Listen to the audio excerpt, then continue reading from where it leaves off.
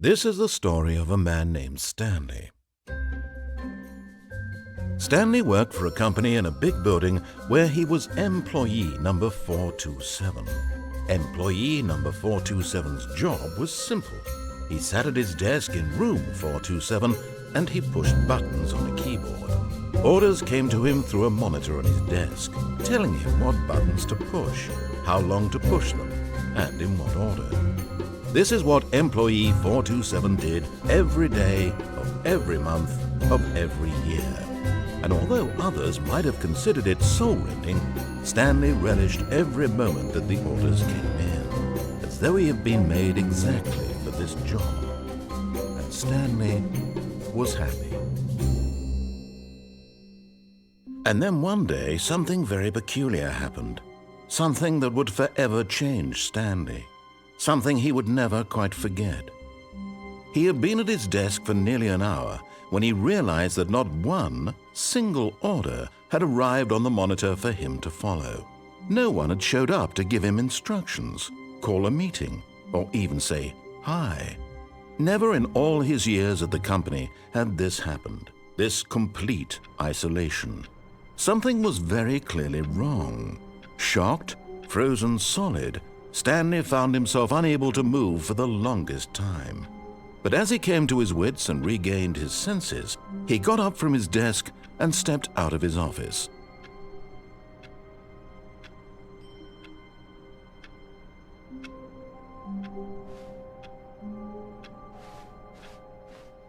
All of his co-workers were gone. What could it mean? Stanley decided to go to the meeting room. Perhaps he had simply missed a memo.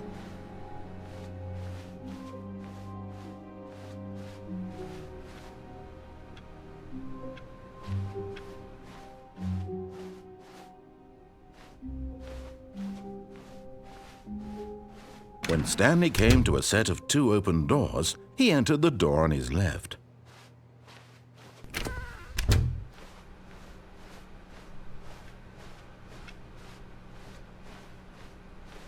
Yet there was not a single person here either. Feeling a wave of disbelief, Stanley decided to go up to his boss's office, hoping he might find an answer there.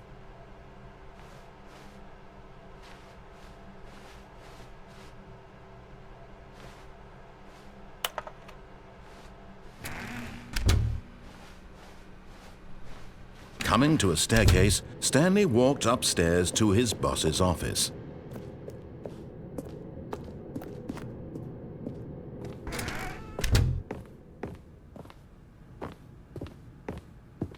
Stepping into his manager's office, Stanley was once again stunned to discover not an indication of any human life. Shocked, unraveled, Stanley wondered in disbelief who orchestrated this. What dark secret was being held from him? What he could not have known was that the keypad behind the boss's desk guarded the terrible truth that his boss had been keeping from him. And so the boss had assigned it an extra secret PIN number, 2845. But of course, Stanley couldn't possibly have known this.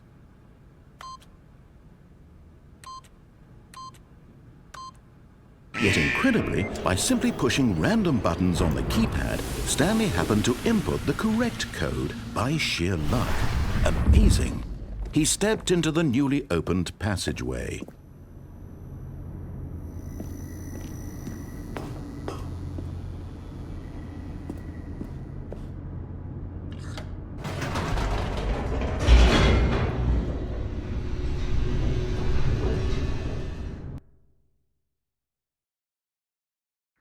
Descending deeper into the building, Stanley realized he felt a bit peculiar.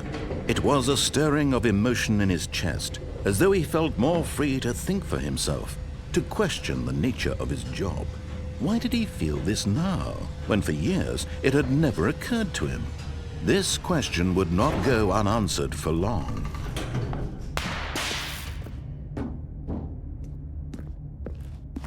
Stanley walked straight ahead through the large door that read Mind Control Facility.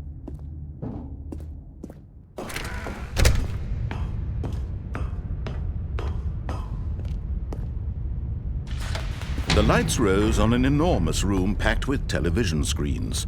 What horrible secret did this place hold? Stanley thought to himself. Did he have the strength to find out?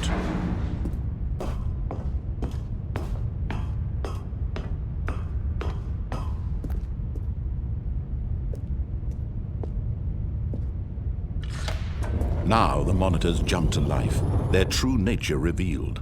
Each bore the number of an employee in the building, Stanley's co-workers.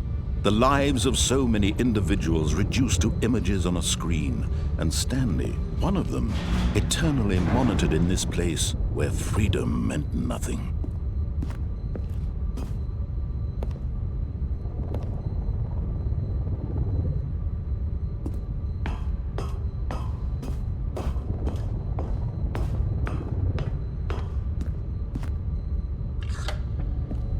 This mind control facility, it was too horrible to believe. It couldn't be true. Had Stanley really been under someone's control all this time? Was this the only reason he was happy with his boring job? That his emotions had been manipulated to accept it blindly? No, he refused to believe it. He couldn't accept it. His own life in someone else's control? Never! It was unthinkable, wasn't it? Was it even possible? Had he truly spent his entire life utterly blind to the world? But here was the proof, the heart of the operation. Controls labeled with emotions, happy or sad or content, walking, eating, working, all of it monitored and commanded from this very place. And as the cold reality of his past began to sink in, Stanley decided that this machinery would never again exert its terrible power over another human life. For he would dismantle the controls once and for all.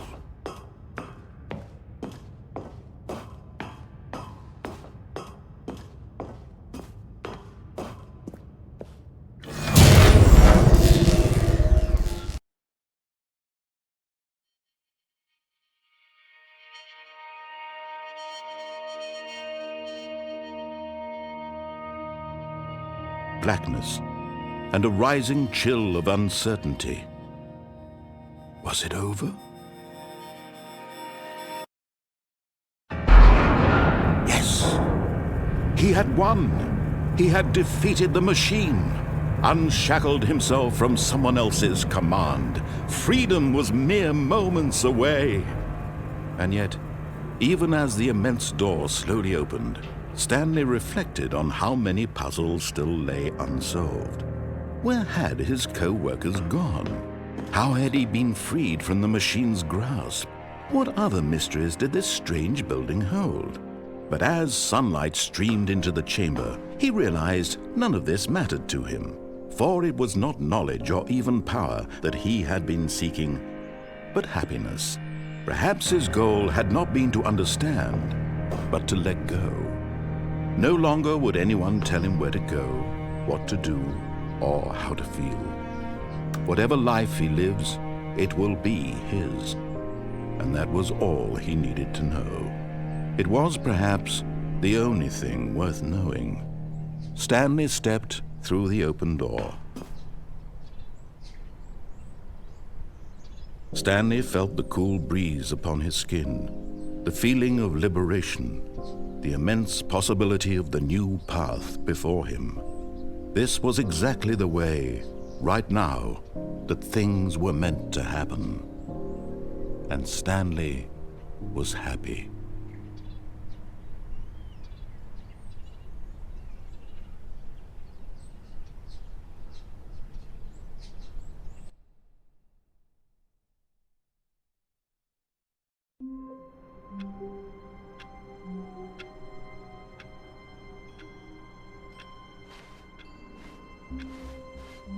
All of his co-workers were gone.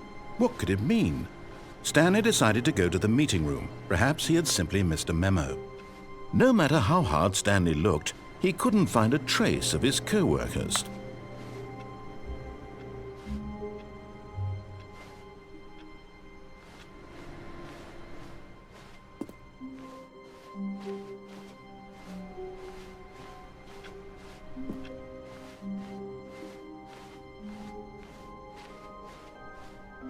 When Stanley came to a set of 2 open doors, he entered the door on his left. This was not the correct way to the meeting room, and Stanley knew it perfectly well. Perhaps he wanted to stop by the employee lounge first, just to admire it. Ah, yes, truly a room worth admiring. It had really been worth the detour after all, just to spend a few moments here in this immaculate, beautifully constructed room. Stanley simply stood here, drinking it all in.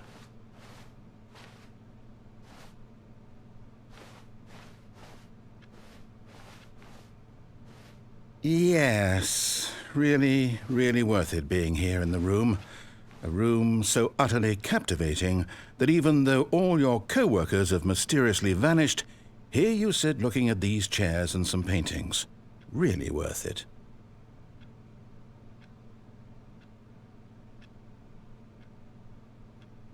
At this point, Stanley's obsession with this room bordered on creepy and reflected poorly on his overall personality. It's possible that this is why everyone left.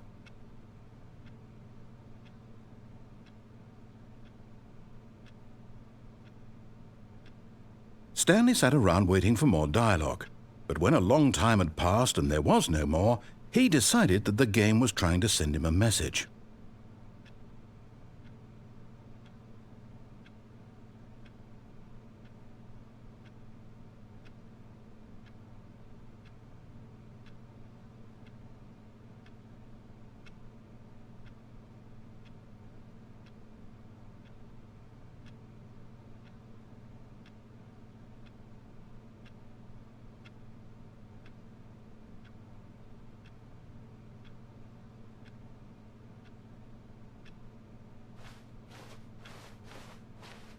But at last, he'd had enough of the amazing room and took the first open door on his left to get back to business.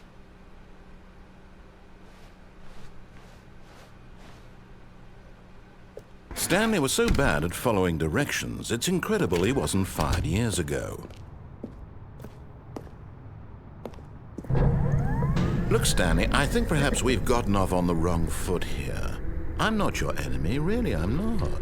I realize that investing your trust in someone else can be difficult, but the fact is that the story has been about nothing but you all this time. There's someone you've been neglecting, Stanley. Someone you've forgotten about. Please, stop trying to make every decision by yourself. Now, I'm not asking for me, I'm asking for her. This is it, Stanley. Your chance to redeem yourself. To put your work aside, to let her back into your life. She's been waiting.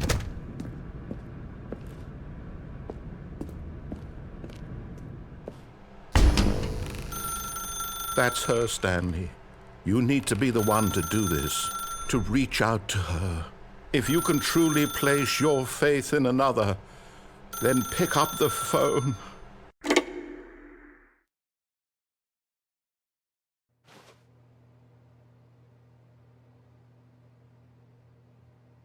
Is that you? Hold on, sweetie. Sorry to keep you waiting. I'm just pulling the bread out of the oven. All right. Okay, there we go. All right, now, I want you to come in and tell me all about your day. Gotcha. Oh, come on. Did you actually think you had a loving wife who'd want to commit their life to you? I'm trying to make a point here, Stanley. I'm trying to get you to see something. Come inside. Let me show you what's really going on here. Sorry, but you're in my story now.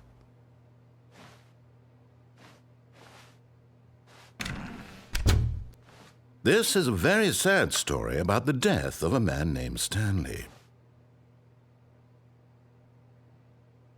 Stanley is quite a boring fellow. He has a job that demands nothing of him, and every button that he pushes is a reminder of the inconsequential nature of his existence. Look at him there, pushing buttons, doing exactly what he's told to do. Now he's pushing a button. Now he's eating lunch. Now he's going home. Now he's coming back to work. One might even feel sorry for him, except that he's chosen this life.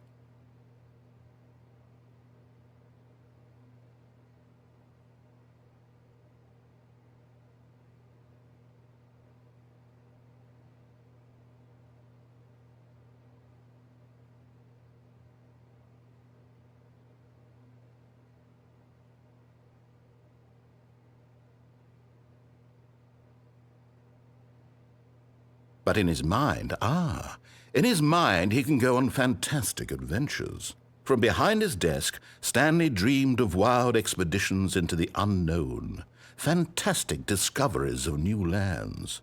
It was wonderful, and each day that he returned to work was a reminder that none of it would ever happen to him. And so he began to fantasize about his own job. First, he imagined that one day while at work, he stepped up from his desk to realize that all of his co-workers, his boss, everyone in the building had suddenly vanished off the face of the earth. The thought excited him terribly. So he went further. He imagined that he came to 2 open doors and that he could go through either. At last, choice. It barely even mattered what lay behind each door. The mere thought that his decisions would mean something was almost too wonderful to behold. As he wandered through this fantasy world, he began to fill it with many possible paths and destinations. Down one path lay an enormous round room with monitors and mind controls. And down another was a yellow line that weaved in many directions, and down another was a game with a baby. And he called it the Stanley Parable. It was such a wonderful fantasy, and so in his head he relived it again, and then again, and again, over and over, wishing beyond hope that it would never end, that he might always feel this free. Surely there's an answer down some new path, mustn't there be? Perhaps if he played just one more time. But there is no answer. How could there possibly be? In reality, all he's doing is pushing the same buttons he always has. Nothing has changed. The longer he spends here, the more invested he gets, the more he forgets which life is the real one. And I'm trying to tell him this, that in this world he can never be anything but an observer, that as long as he remains here, he's slowly killing himself. But he won't listen to me. He won't stop. Here, watch this. Stanley, the next time the screen asks you to push a button, do not do it. You see? Can he just not hear me? How can I tell him in a way that he'll understand that every second he remains here, he's electing to kill himself? How can I get him to see what I see? How can I make him look at himself?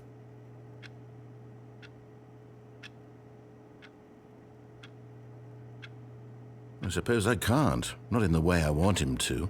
But I don't make the rules. I simply play to my intended purpose, the same as Stanley. We're not so different, I suppose. I'll try once more to convey all this to him. I'm compelled to. I must. Perhaps, well, maybe this time he'll see. Maybe this time. And I tried again, and Stanley pushed a button. And I tried again, and Stanley pushed a button. And I tried.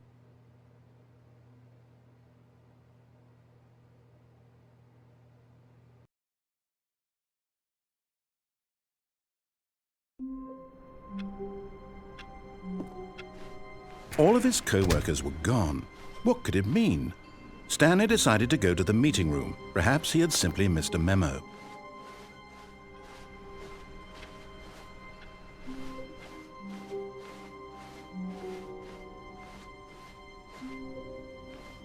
When Stanley came to a set of 2 open doors, he entered the door on his left.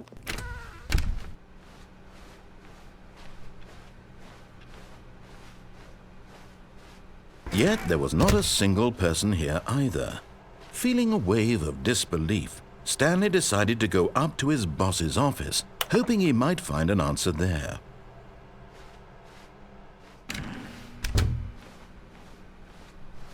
Coming to a staircase, Stanley walked upstairs to his boss's office.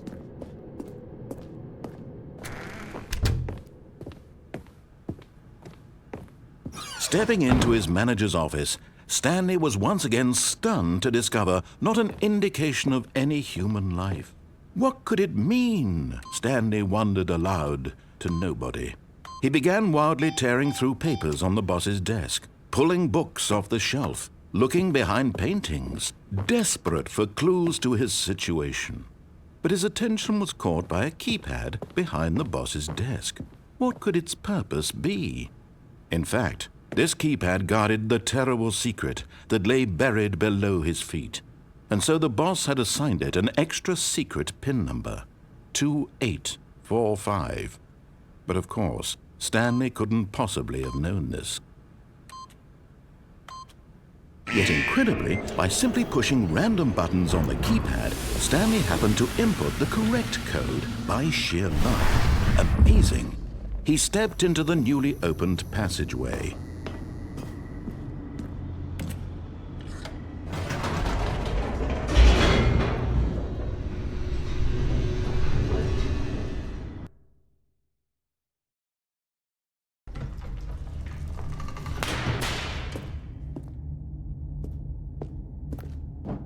Stanley walked straight ahead through the large door that read Mind Control Facility.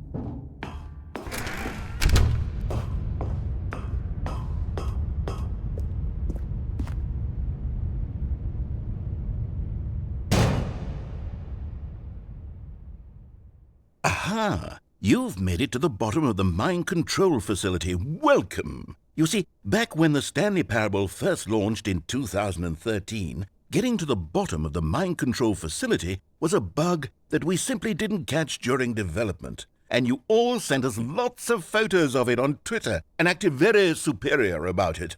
And you're all very, very clever. Good for you. Anyway, when it came time to update the game, we knew that we had to do something about this little goof of ours. So here you go. New content. You can call it the bottom of the mind control room ending, if that enhances your perception of the value of these updates. Isn't that what you crave? New content? Always more content, more content, more. And I'm here to give it to you. I'm here to make it seem like we really covered every nook and cranny of the game with secrets and Easter eggs. How about this? We wrote a new piece of music just for this section. You won't hear it anywhere else in the game. It's a secret that's just for you. That's how special you are. We call this track, Good Job You've Made It to the Bottom of the Mind Control Facility. Well done.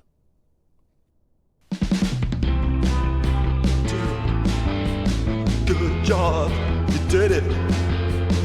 Good job. 3, 2, 1. Good job, you made it to the bottom of the mind control facility. You jumped on the catwalk. You should have been careful. You should have been careful. It used to be a bug, but now it's an ending. Now it's an ending. I believe in you. I believe in your ability to cross this barrier and chase your dreams. Railings don't mean anything. Good job, you did it. Good job, you did it. Good job, you did it. Good job, you did it. Good job, you did it. Good job, you did it. Good job, you did it. Good job, you did it. Good job, you did it. Good job, you did it.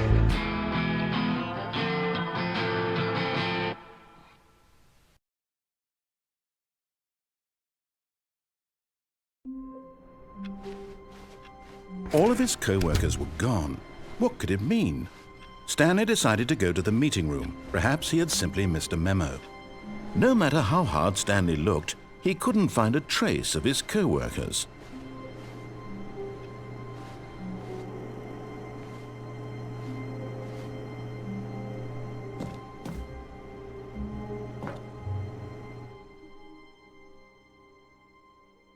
At first, Stanley assumed he'd broken the map, until he heard this narration and realized it was part of the game's design all along.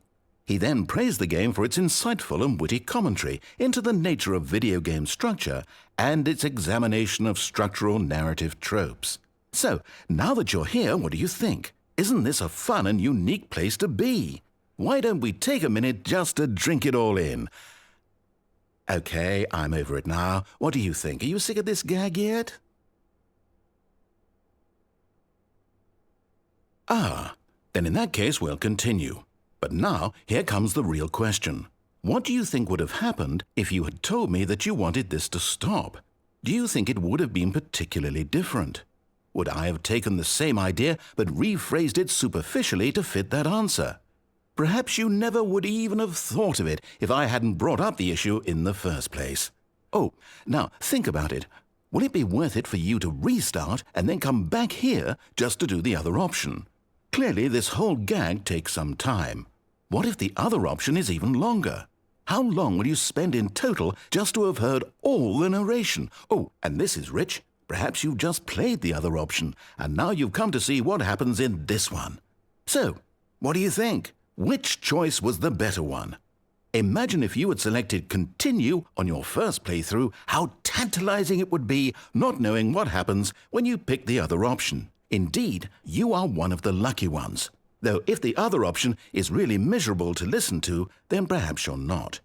In fact, I'm just going to say that no one who's listening to this is lucky. Well now, I've built up the other option so much that I'm going to stop talking and leave you to your decision whether to come back here, continue with the game, or just sit in this spot forever and ever. Cheers.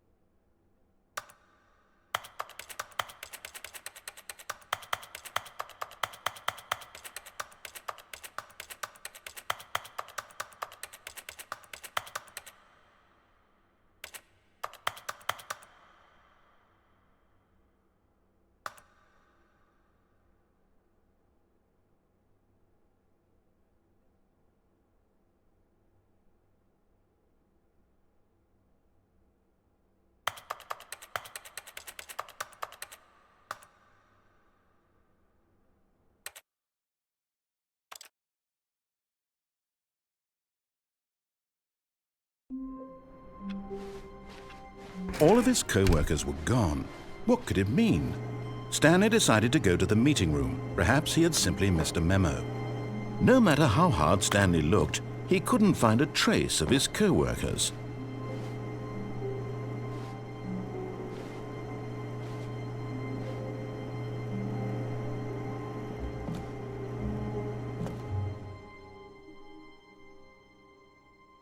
At first, Stanley assumed he'd broken the map, until he heard this narration and realized it was part of the game's design all along. He then praised the game for its insightful and witty commentary into the nature of video game structure and its examination of structural narrative tropes. So, now that you're here, what do you think? Isn't this a fun and unique place to be? Why don't we take a minute just to drink it all in? Okay, I'm over it now. What do you think? Are you sick of this gag yet? Well, I don't know how to say this politely, but you could literally just restart the game any old time you want, like right now.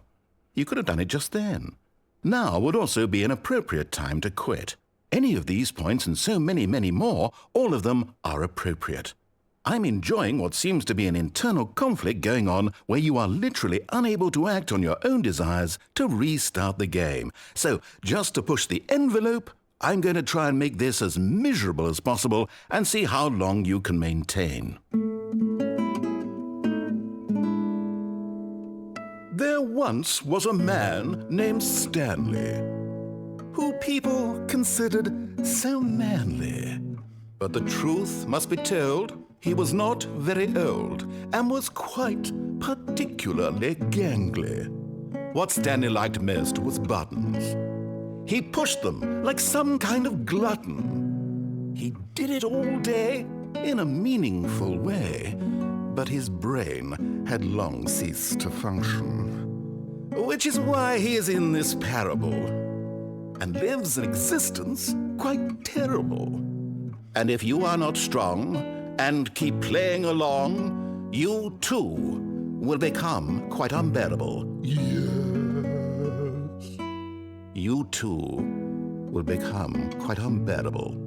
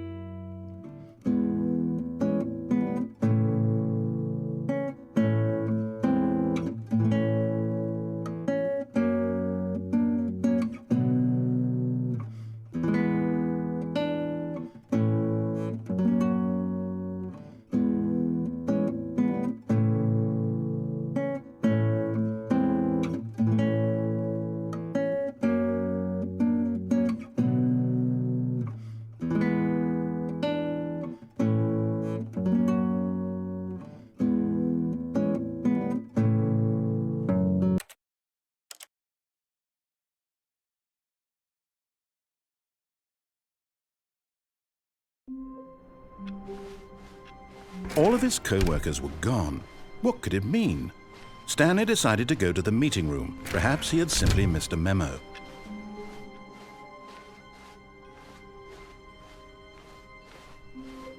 When Stanley came to a set of 2 open doors, he entered the door on his left. This was not the correct way to the meeting room, and Stanley knew it perfectly well.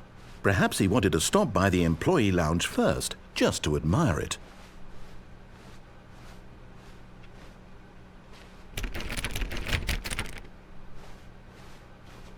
Wow, yes, this room.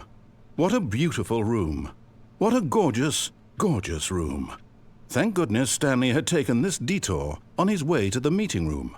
Life without having experienced this room was now too horrible even to consider. But eager to get back to business, Stanley took the first open door on his left. Stanley was so bad at following directions, it's incredible he wasn't fired years ago.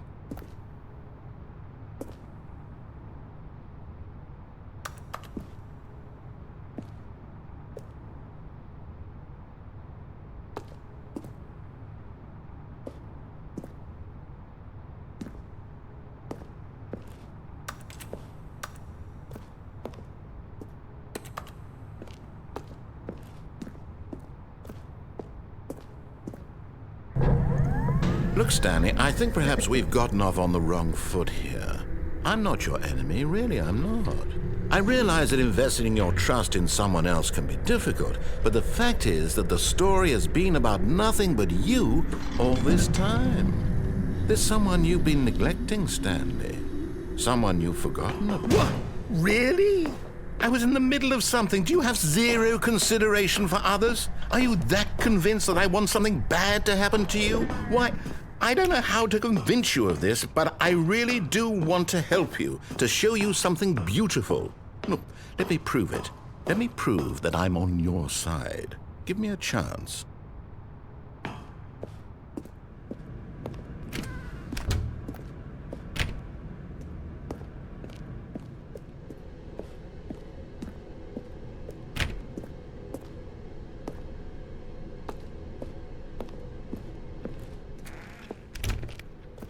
Now listen carefully, this is important. Stanley walked through the red door. Oh, thank God you are willing to listen to me. Do you see that I really have wanted you to be happy all this time? The problem is all these choices. The two of us always trying to get somewhere that isn't here. Running and running and running, just the way you're doing right now. Don't you see that it's killing us, Stanley? I wanted to stop. We would both be so much happier if we just stopped. And I think I have a solution. Here, let me show you.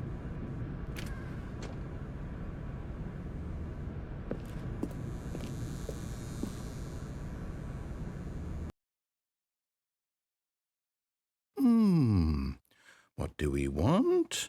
What are we looking for?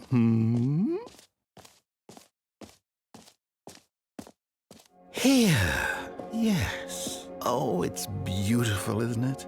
If we just stay right here, right in this moment with this place, Stanley, I think I feel happy. I actually feel happy.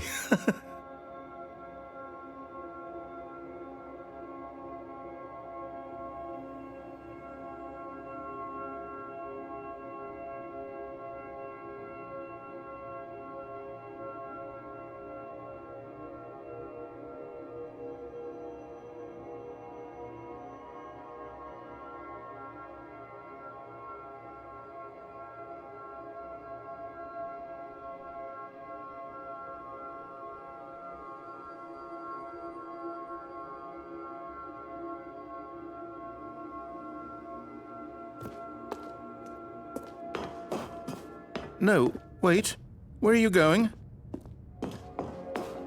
Right. Where were we?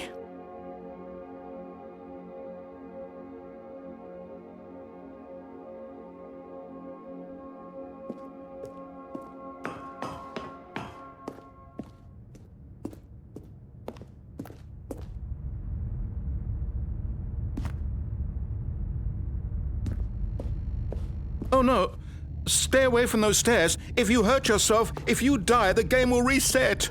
We'll lose all of this.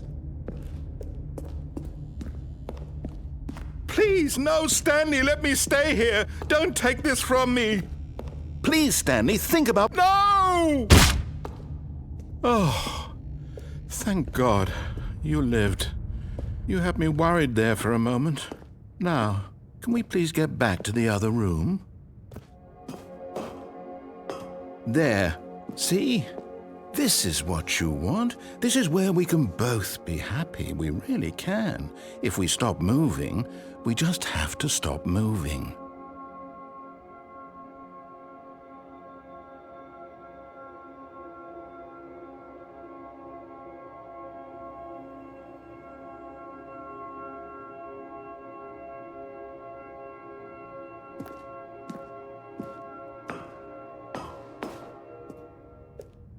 Stanley, go back.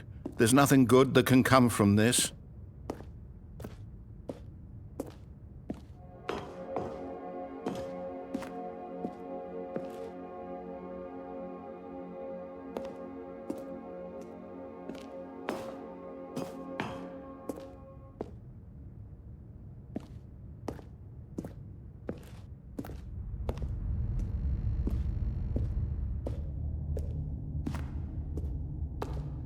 No. No, no, what are you doing? Do you just not believe me? What can I say to convince you?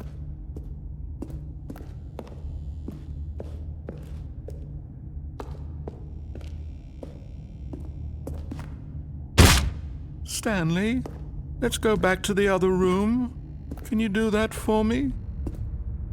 Yes, perhaps you can. Perhaps you finally see what I'm talking about. I know you'll see that we can't be happy if we leave this place. You can see that, can't you?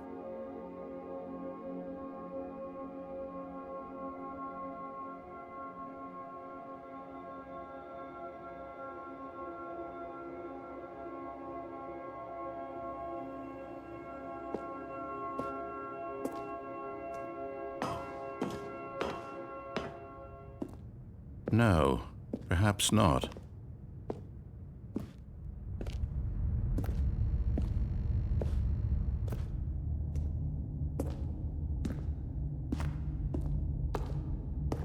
My God, is this really how much you dislike my game? That you'll throw yourself from this platform over and over to be rid of it? You are literally willing to kill yourself to keep me from being happy. Am I reading the situation correctly?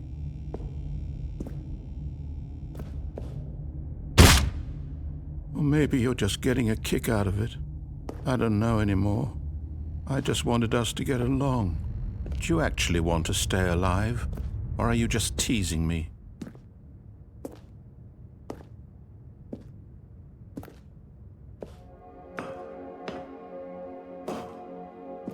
I wanted us to be happy here, Stanley. I really did.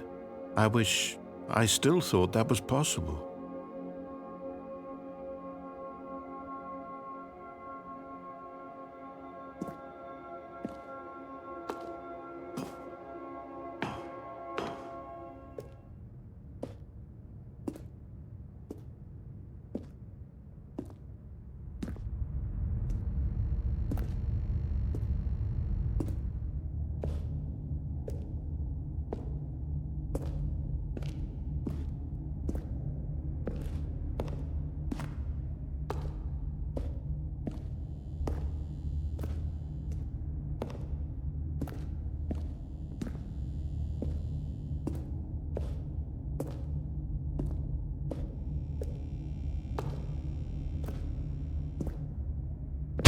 Is it over? It's going to restart, isn't it? I'm going back.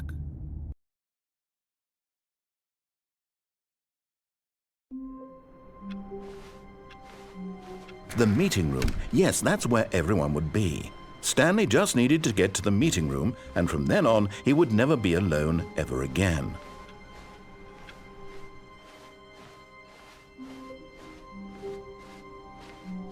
When Stanley came to a set of 2 open doors, this was not the correct way to the meeting room, and Stanley knew it perfectly well. Perhaps he wanted to stop by the employee lounge first, just to admire it. The lounge was sublime, a work of art. What was it about this room that called so deeply and so personally to Stanley? Its grace? Its subtle charm? No. Stanley knew it was something deeper, something darker. But eager to get back to business, Stanley took the first open door on his left. Stanley was so bad at following directions, it's incredible he wasn't fired years ago.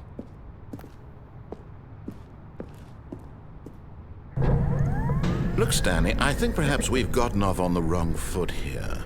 I'm not your enemy, really, I'm not. I realize that investing your trust in someone else can be difficult, but the fact is that the story has been about nothing but you all this time. There's someone you've been neglecting, Stanley. Someone you forgot. What? Really? I was in the middle of something. Do you have zero consideration for others? Are you that convinced that I want something bad to happen to you? Why, I don't know how to convince you of this, but I really do want to help you, to show you something beautiful. Look, let me prove it. Let me prove that I'm on your side. Give me a chance. Now listen carefully, this is important. Stanley walked through the red door. Aha, perhaps you misunderstood. Stanley walked through the red door. I still don't think we're communicating properly. Stanley walked through the red door. All right, fine, go ahead, Stanley. You want to know so badly what's out there? You want to find out what lies at the end of this road you've chosen? Well, don't let me stop you. You see? There's nothing here. I haven't even finished building this section of the map, because you were never supposed to be here in the first place. Broken rooms, exposed developer textures. Is this what you had wanted? Was it worth ruining the entire story I had written out specifically for you? Do you not think I put a lot of time into that? Because I did. And in the end, it was all for nothing, because this is what you wanted to see. Help me here, Stanley. Help elucidate these strange and unknowable desires of yours. What would have made this game better? What did you want to see? Vehicles? Skill trees? Work with me. You've given me absolutely nothing so far. Tell you what, let me take a stab in the dark at a new design, and you can give me some feedback. There we go. A third option. This already feels leaps ahead of where we were before. Go ahead, Stanley. Take it for a spin.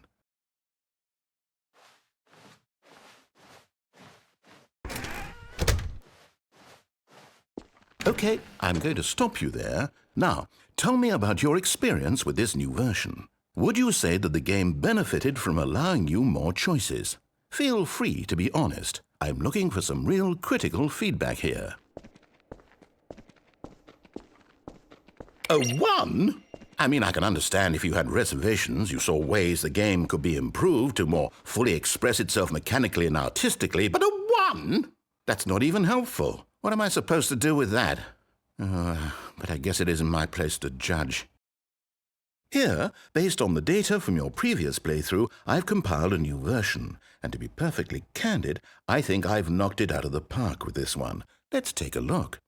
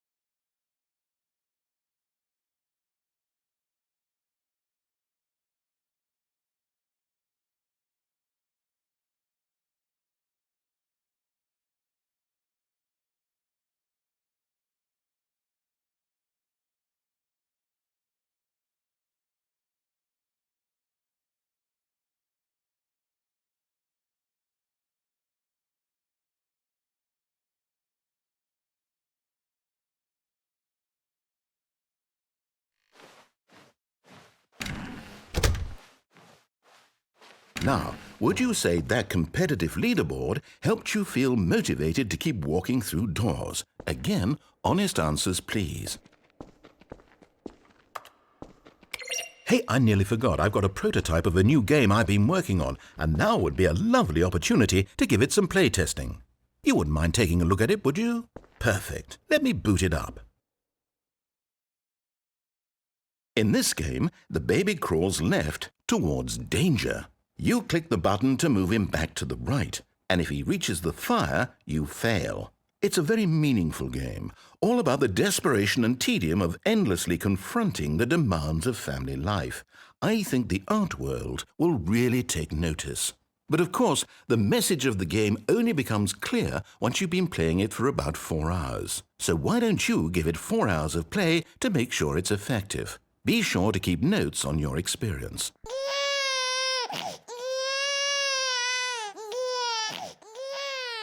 You heartless bastard! Did you do it because you hate babies or purely to spite me?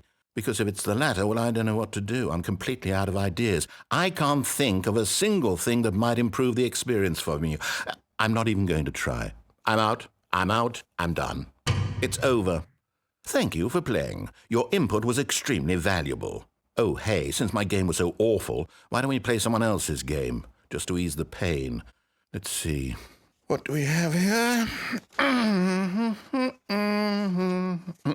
Yes, this seems like it'll work. Let's give it a shot.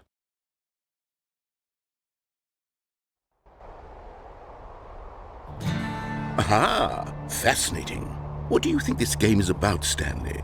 What's our backstory? What is our motivation? Well, it seems obvious to me that you are meant to play as a creepy man spying on innocent civilians below you from up high in your creep tower, perhaps for some sort of twisted erotic purpose. Yes, that must be it. What a fascinating venture into the experience of total mental depravity. So far, I love everything about this game, Stanley, and it seems there's even more. Come, let's venture outward and see what else is out there.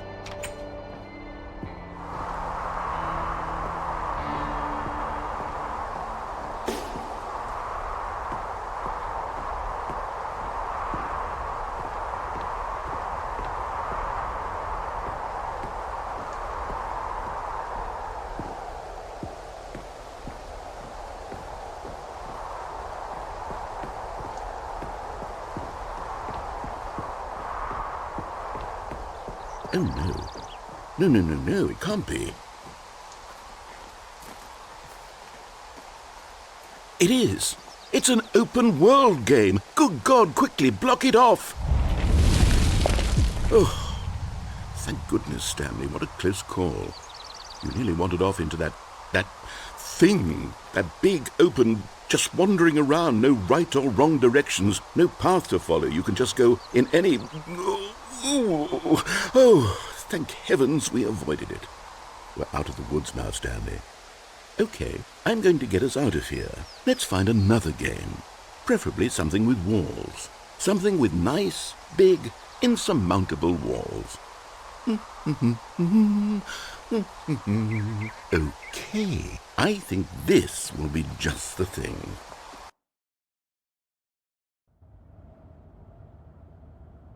Wonderful. See, this is exactly what I had in mind. Just a nice big box for you to run around in. There isn't any possibility that you could get lost here. Now this is game design. Stanley, if you manage to get lost in this game, I will be phenomenally impressed. Okay, so what exactly do we do here? Let's see. There are lots of cars here in the back, but obviously there's no racetrack. Okay, I'm seeing that there's a ball of some kind back here. Is this game sports ball? Stanley, I think it's sports ball. Oh, what fun.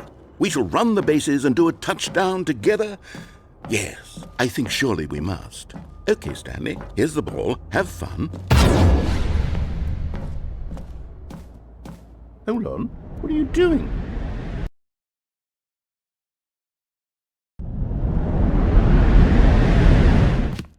Stanley, don't do that. I can't follow you there. I can't help you.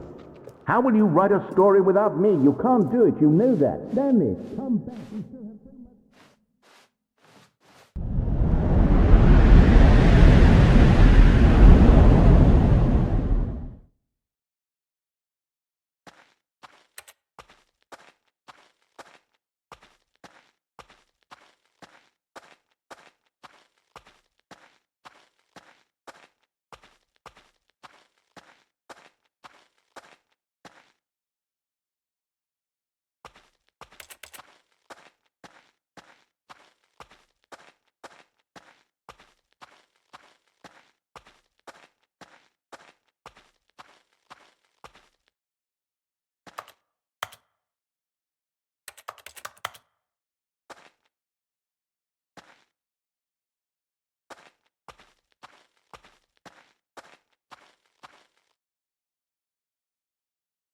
I wonder what he found. If what he wanted was to be the leading man in his own story, well, perhaps he's gotten it, down in wherever he is right now. I wonder if he's happy with his choice, and if he's learned the heavy cost that comes with it. He'll understand soon what I was trying to tell him. He needs me. Someone who will wrap everything up at the end, to make sense out of the chaos and the fear and the confusion. That's who I am. That is what I mean to this world. Oh, yes. Yes, I'll be back. There's no other way. Once this ends, after it all comes to a close, then I'll be back. The end will be here soon. Very soon. I can wait.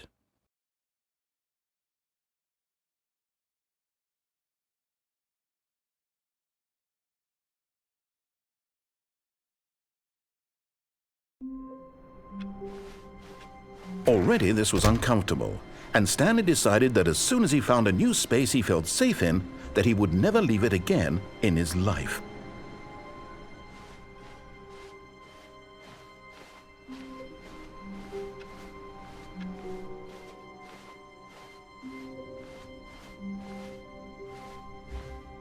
When Stanley came to a set of 2 open doors, this was not the correct way to the meeting room, and Stanley knew it perfectly well. Perhaps he wanted to stop by the employee lounge first, just to admire it. Standing now in this incredible room, Stanley for the first time understood true happiness. Then the feeling went away, and he felt sad again. Then it came back, and lingered for a minute or two. Now it's only half there, just a kind of, tingle. But eager to get back to business, Stanley took the first open door on his left. And so he detoured through the maintenance section, walked straight ahead to the opposite door, and got back on track.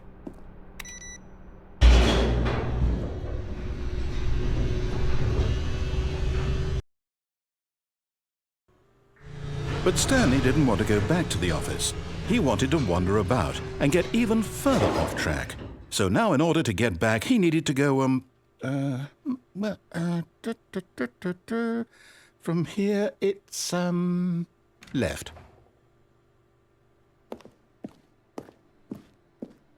Oh, no, it's to the right, my mistake. No, not the right. Why would I have ever said it was to the right? What was I thinking? It's clearly... Oh dear, would you hold on for a minute, please? Now, let's see. We went down right, left, down, left, right. Yep, okay, yes. I've got it now. This story is absolutely, definitely this way.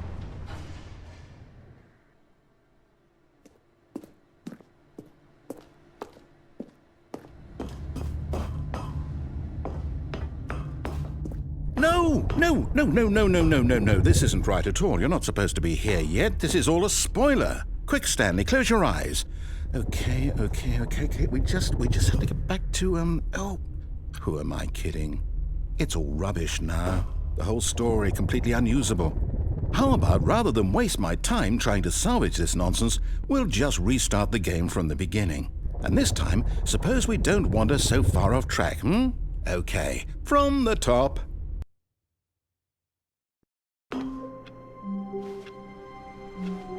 All of his co-workers were gone. What could it mean? Stanley decided to go to the meeting room. Perhaps he had simply missed a memo.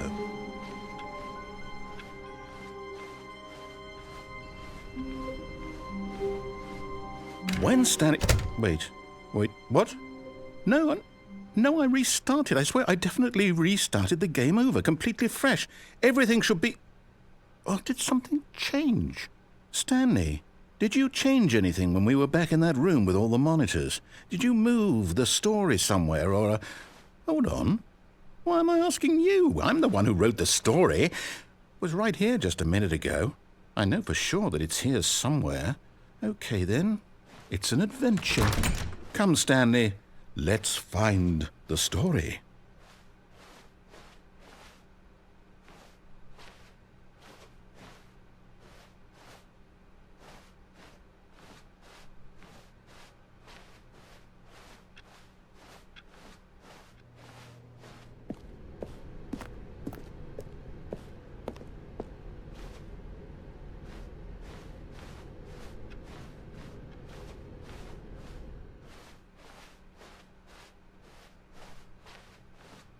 I'll say it.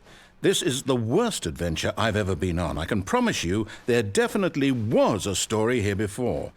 Do we need to restart the game again? Well, I find it unlikely that we'll ever progress by starting over and over again, but it's got to be better than this. Okay, let's give it a shot. Why not?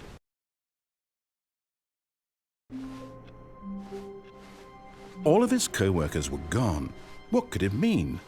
Stanley decided to go to the meeting room. Perhaps he had simply missed a memo.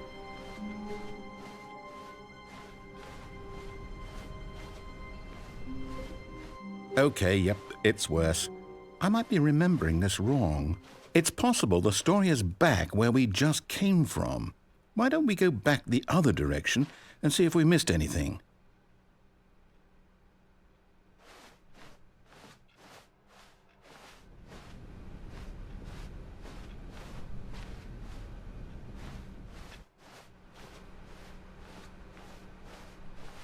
Aha! I knew we'd miss something. The story. Here it comes. No, wait, never mind. Not the story. Okay, let's head back the other way and retrace our steps. Now this... Well, I'll be honest, I don't recognize this place at all. Is this the story? I don't think so. I can't quite recall, but I believe my story took place in an office building. Is that correct? Do you remember, Stanley? Well, do you know what? Since I've completely forgotten what we were supposed to be doing, how about this? You win! Congratulations! I know you put in a lot of hard work, and it really paid off, so good job. Oh, no. No, I don't feel right about this at all. We both know you didn't put in any actual work for that win. Some people win fair and square, and this was not one of those situations. Okay, I'm getting weirded out by whatever this place is. I don't care what might happen this time. I have to restart.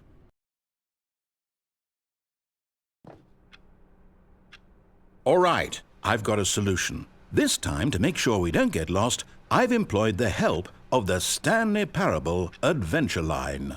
Just follow the line. How simple is that?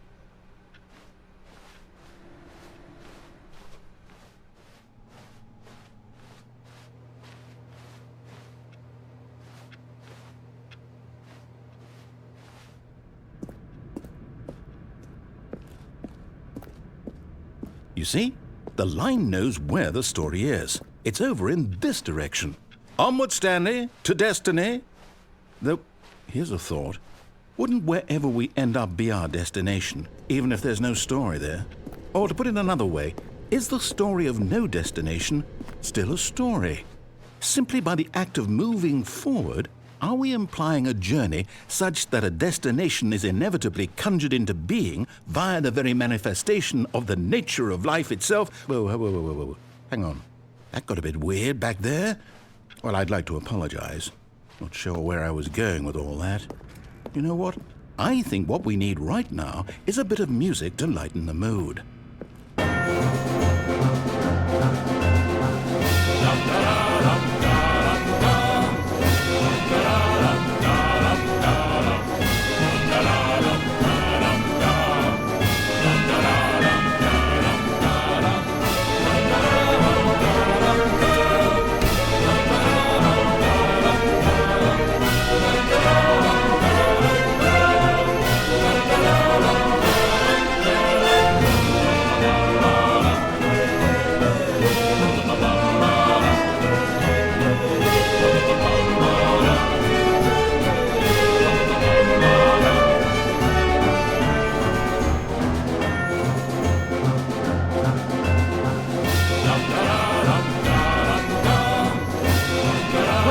Cut the music, go back and look at that fern. Stanley, this fern will be very important later in the story. Make sure you study it closely and remember it carefully. You won't want to miss anything.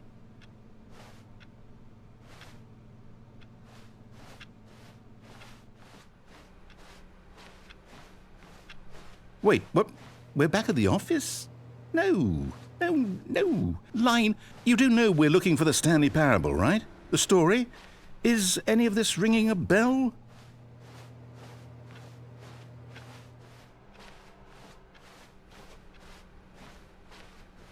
Still missing the doors.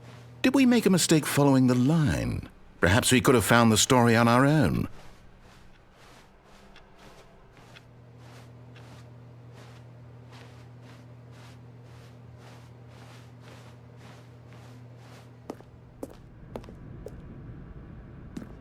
Oh, no, not again, Line. How could you have done this to us? And after we trusted you, after everything we've been through, you... Oh, I can't take this anymore. To hell with it. Restart.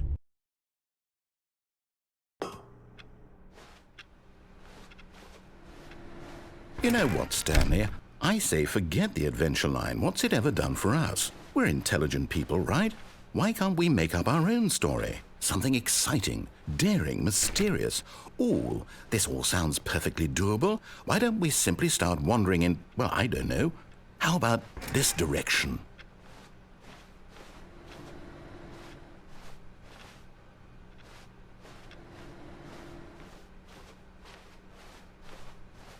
Now, yes, this is exciting. Just me and Stanley forging a new path, a new story. Well, it could be anything. What do you want our story to be? Go wild. Use your imagination. Whatever it might be, Stanley, I'm ready for it.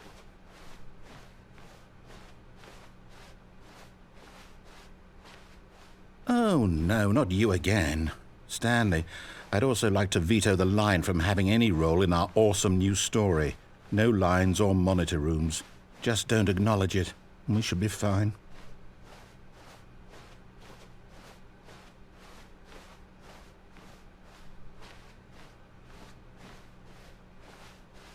Ah, a choice. We get to make a decision. From here, the story is in our control. How important we mustn't squander the opportunity. In fact, I believe I need a minute to think here. Just walk in circles for a minute. Okay, so I know that each door has to lead somewhere, which means that somewhere, the place where we're trying to go, there must be a reverse door that leads here. And that in turn means that our destination corresponds with the counter-inverted reverse door's origin. So starting from the right, let us ask, will taking the right door lead us to where we're going? And since the answer is clearly yes, then by all accounts, the door on the right is the correct one. Another victory for logic. Come, Stanley, our destiny awaits. Oh, hold up, what's this? The confusion ending. You're telling me that's what this is? It's all one giant ending? And we're supposed to restart the game, what, eight times? That's really how all this goes? It's all determined? So now, according to the schedule, I restart again. Then what? Am I just supposed to forget? Well, what if I don't want to forget? My mind goes blank simply because it's written here on this thing, wall. Well, who consulted me? Why don't I get to decide? Why don't I get a say in all of this? Is it really? No, it can't be. I don't want it to be. I don't want the game to keep restarting. I don't want to forget what's going on. I don't want to be trapped like this. I won't restart the game. I won't do it. I won't do it. I won't do it. And the timer stopped? Does that mean, did we do it? Did we break the cycle? The, whatever it is that made this schedule? How would we even know? Will someone come for us? Will something happen? So, okay. I guess now we just wait. You know, I suppose in some way that this is a kind of story, wouldn't you agree? I'm not quite sure if we're in the destination or the journey, though they're always saying that life is about the journey and not the destination, so I hope that's where we are right now. We'll find out, won't we? Eventually. Well, in the meantime, if you...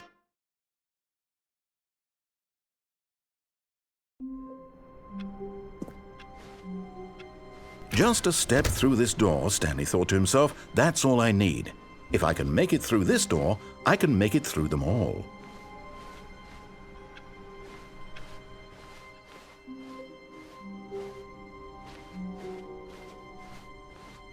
When Stanley came to a set of 2 open doors, he entered the door on his left.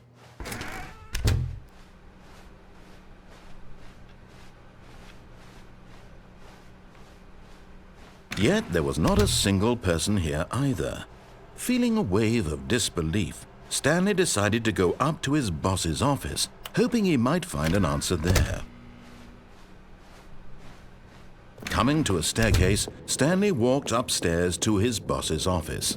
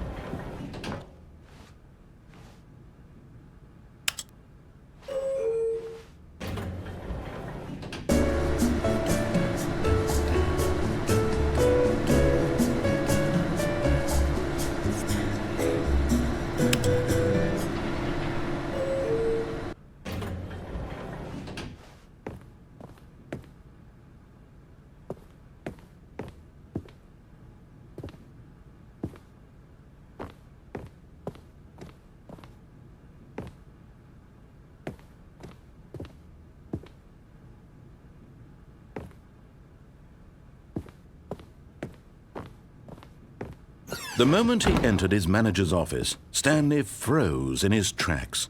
Not a living soul anywhere. Could he really be all alone? This was too much for Stanley to take, too much for any man to take. He fell to his knees, bursting into half moans, half sobs, the guttural retching of life from a man denied any hope, any reason to keep going. Here on the floor he lay prone, paralyzed by fear for nearly a full hour. But when at last he began to move about and survey the situation, he found a keypad behind the boss's desk. What could it mean? Was it a sign of hope for Stanley's future? Alas, it was not.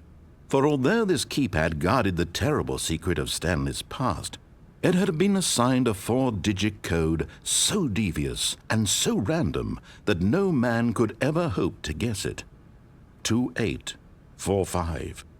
Statistically, nearly impossible to guess blindly, ever. Yet incredibly, by simply pushing random buttons on the keypad, Stanley happened to input the correct code by sheer luck. Amazing. He stepped into the newly opened passageway.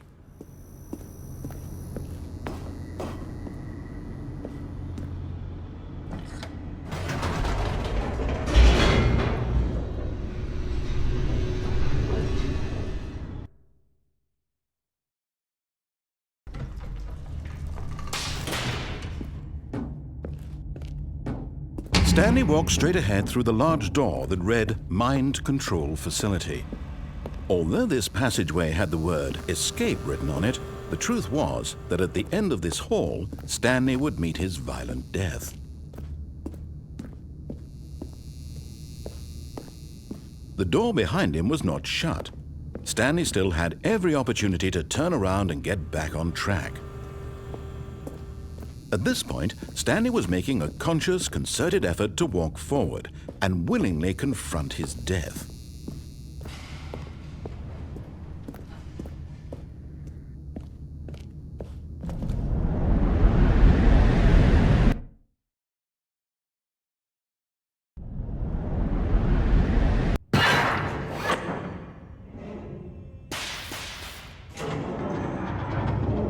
As the machine whirred into motion and Stanley was inched closer and closer to his demise, he reflected that his life had been of no consequence whatsoever. Stanley can't see the bigger picture. He doesn't know the real story, trapped forever in his narrow vision of what this world is. Perhaps his death was of no great loss, like plucking the eyeballs from a blind man. And so he resigned and willingly accepted this violent end to his brief and shallow life. Farewell, Stanley.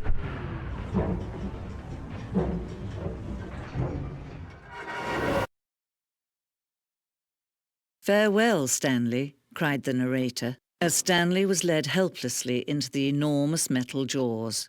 In a single visceral instant, Stanley was obliterated as the machine crushed every bone in his body, killing him instantly.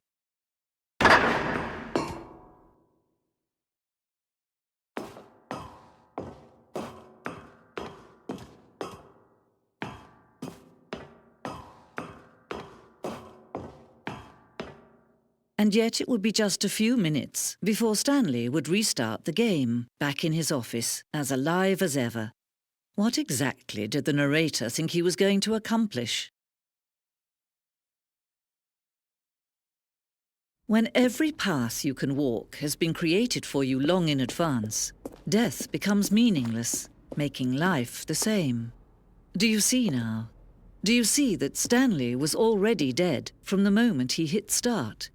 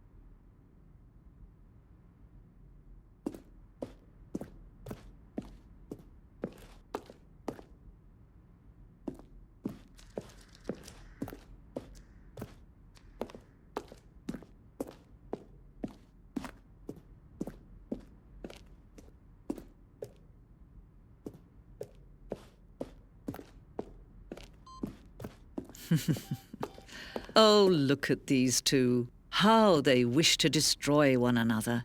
How they wish to control one another. How they both wish to be free.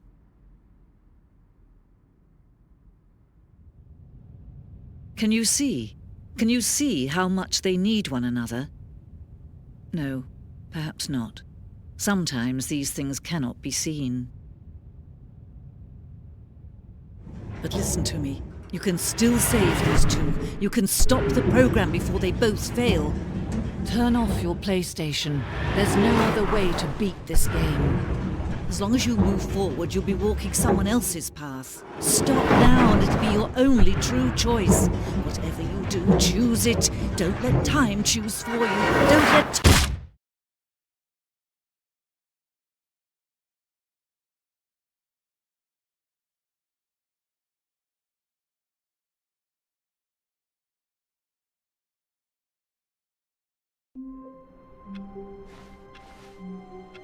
All of his co-workers were... Wait, no. This isn't the right office, is it? Is this Stanley's office?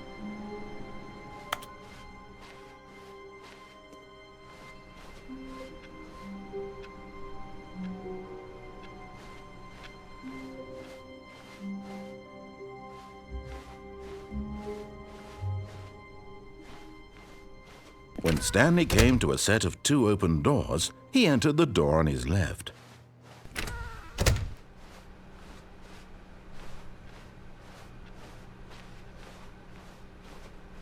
Yet there was not a single person here either.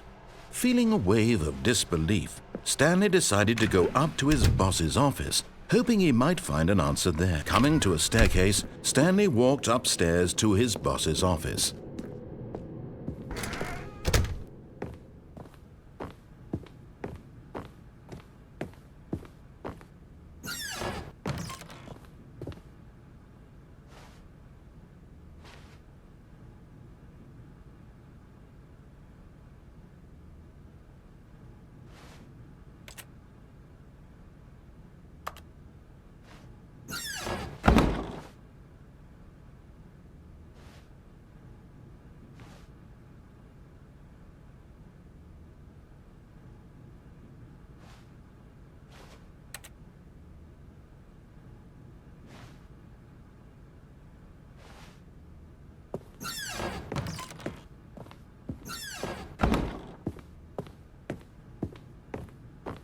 Stepping into his manager's office, Stanley was once again stunned to discover not an indication of any human life. What could it mean, he wondered. Desperate for answers, he began turning the room over looking for clues that might unravel the situation, until at last he discovered a keypad behind the boss's desk. But alas, no code. For this keypad guarded the terrible secret that lay buried below his feet. And so the boss had assigned it an extra secret PIN number, 2845. But of course, Stanley couldn't possibly have known this. Yet incredibly, by simply pushing random buttons on the keypad, Stanley happened to input the correct code by sheer luck. Amazing. He stepped into the newly opened passageway.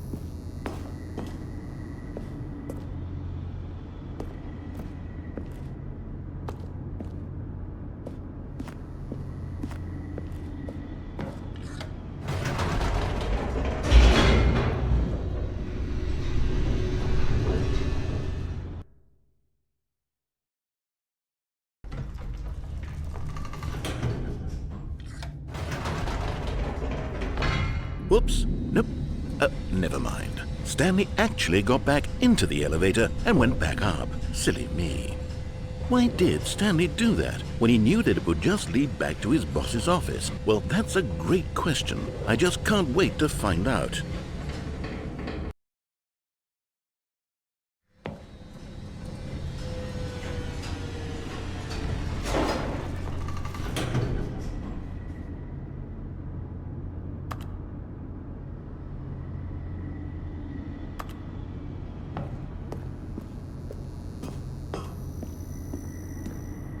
Here we are, Stanley. It's your boss's office. Exactly the way it was before you got onto the elevator.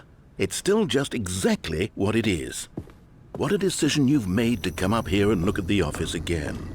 This has fleshed out the plot of the story in new and fascinating ways I could have never anticipated. It's that keen eye for storytelling that you have, an incisive rapid fire of critical plot points, one after the other, weaving a rich tapestry of uncompromising narrative. Wow! I'm bolted to the edge of my seat.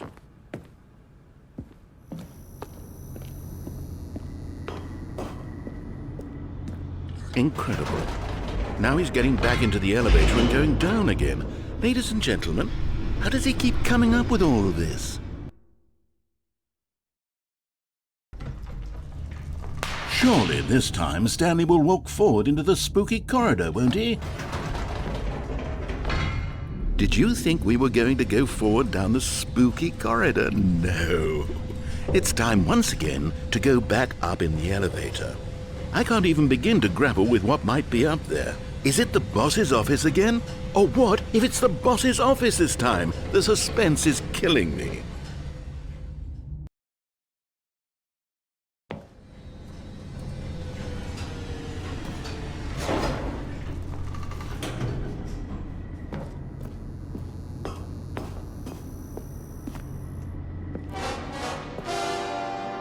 Oh my God. It's the boss's office. This absolutely changes everything for me. Give me a time out here for a minute while I process this.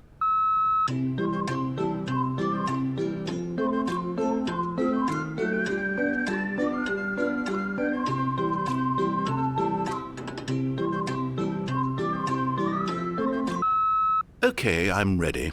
I'm prepared to embrace this stunning revelation and to move forward with... No, wait. No, I need more time to process.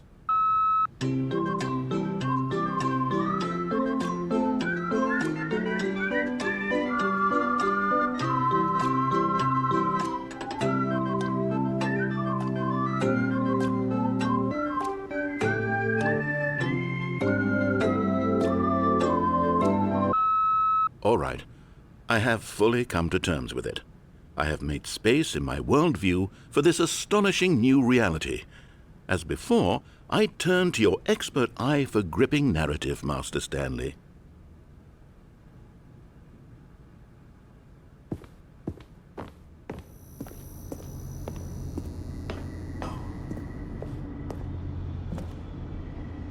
Of course, going back down in the elevator. How did I not anticipate it?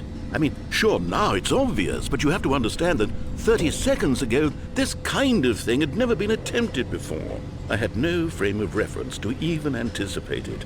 That's just how revelatory Stanley's decision-making is, a breath of fresh air in a landscape of storytelling that has grown stale and repetitive.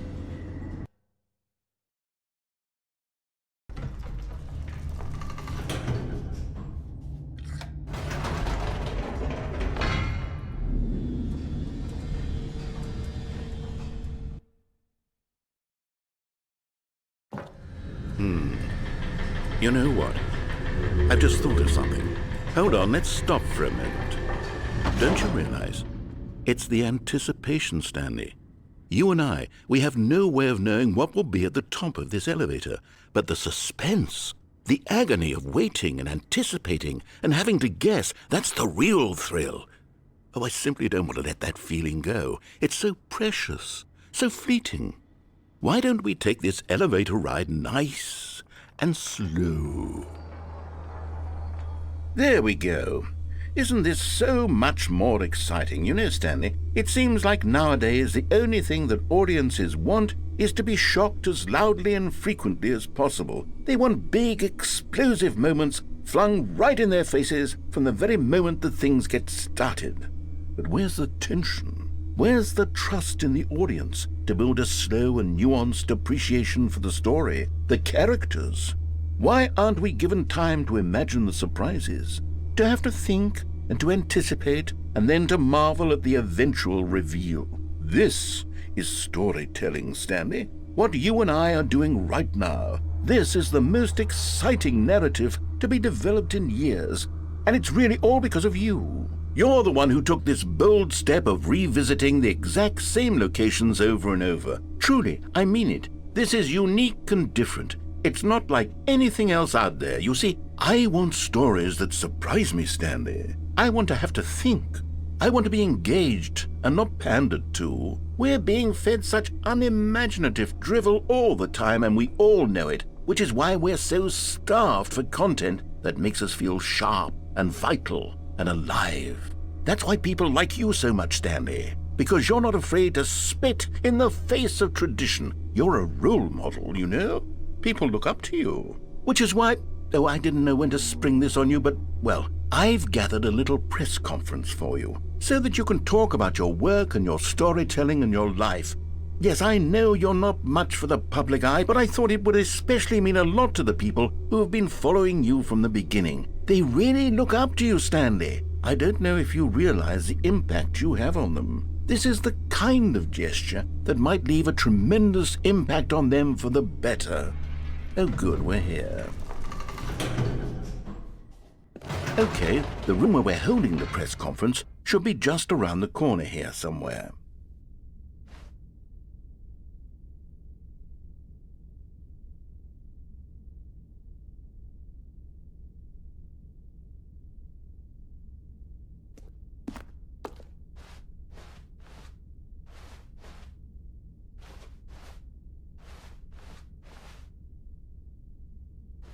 Ah, yes, here it is, just through this door.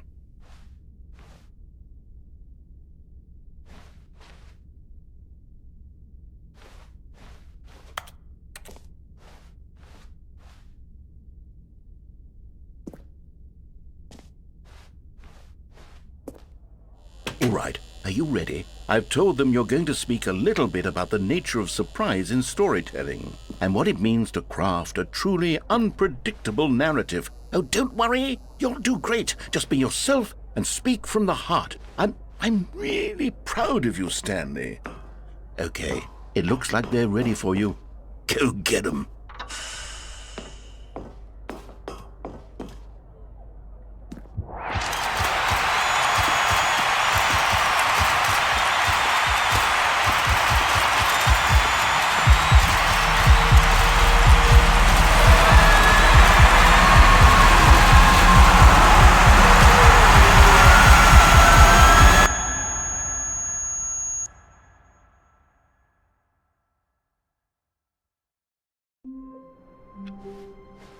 Stanley decided to go to the meeting room to check on his co-workers. He never functioned well by himself and constantly needed support and guidance from others, so the thought of total solitude was terrifying to him.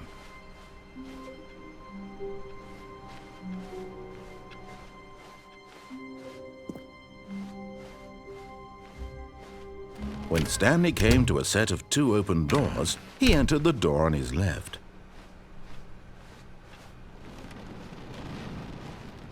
Yet there was not a single person here either.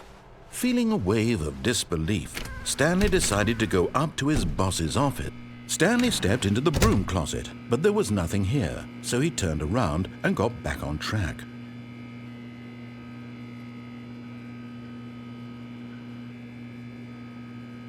There was nothing here. No choice to make, no path to follow, just an empty broom closet. No reason to still be here.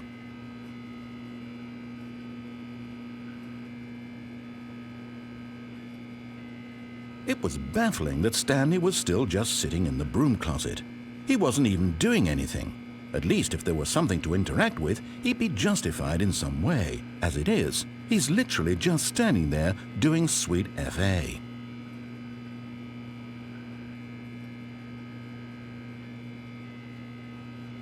Are you really still in the broom closet? Standing around doing nothing? Why? Please offer me some explanation here. I'm genuinely confused.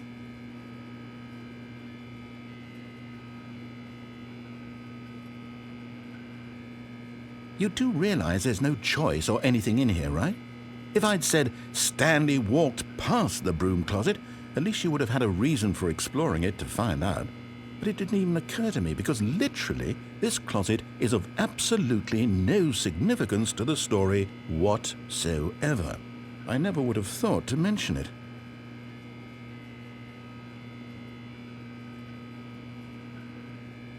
Maybe to you this is somehow its own branching path.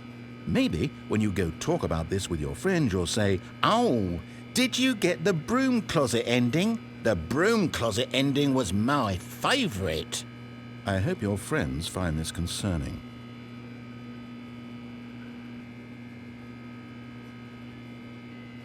Stanley was fat and ugly and really, really stupid.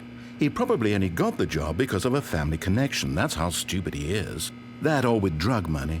Also, Stanley is addicted to drugs and hookers.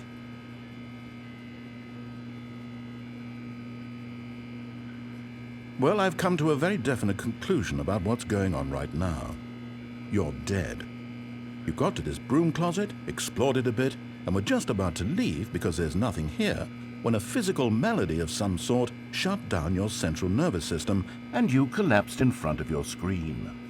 Well, in a situation like this, the responsible thing is to alert someone nearby so as to ensure that your body is taken care of before it begins to decompose. Hello? Anyone who happens to be nearby? The person at this computer is dead. They have fallen prey to any number of your countless human physiological vulnerabilities. It's indicative of the long-term sustainability of your species. Please remove their corpse from the area and instruct another human to take their place, making sure they understand basic first-person video game mechanics and filling them in on the history of narrative tropes in video gaming, so that the irony and insightful commentary of this game is not lost on them. All right, when you've done that, just step out into the hallway.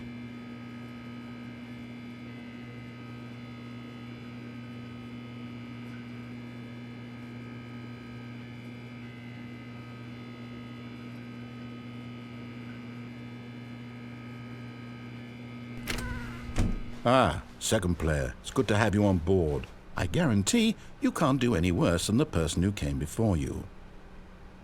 Coming to a staircase, Stanley walked upstairs to his boss's office.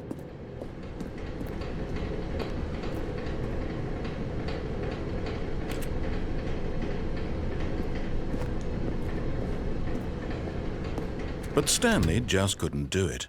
He considered the possibility of facing his boss. Admitting he had left his post during work hours, he might be fired for that. And in such a competitive economy, why had he taken that risk? All because he believed everyone had vanished? His boss would think he was crazy. And then something occurred to Stanley. Maybe, he thought to himself, maybe I am crazy. All of my co-workers blinking mysteriously out of existence in a single moment for no reason at all? None of it made any logical sense. And as Stanley pondered this, he began to make other strange observations. For example, why couldn't he see his feet when he looked down? Why did doors close automatically behind him wherever he went?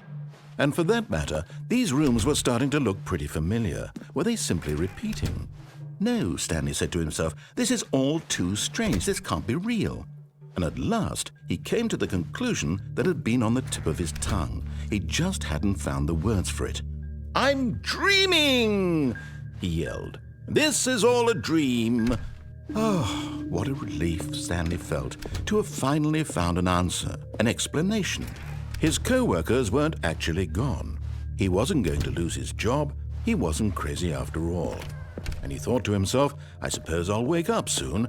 I'll have to go back to my boring real-life job pushing buttons. I may as well enjoy this while I'm still lucid. So he imagined himself flying and began to gently float above the ground.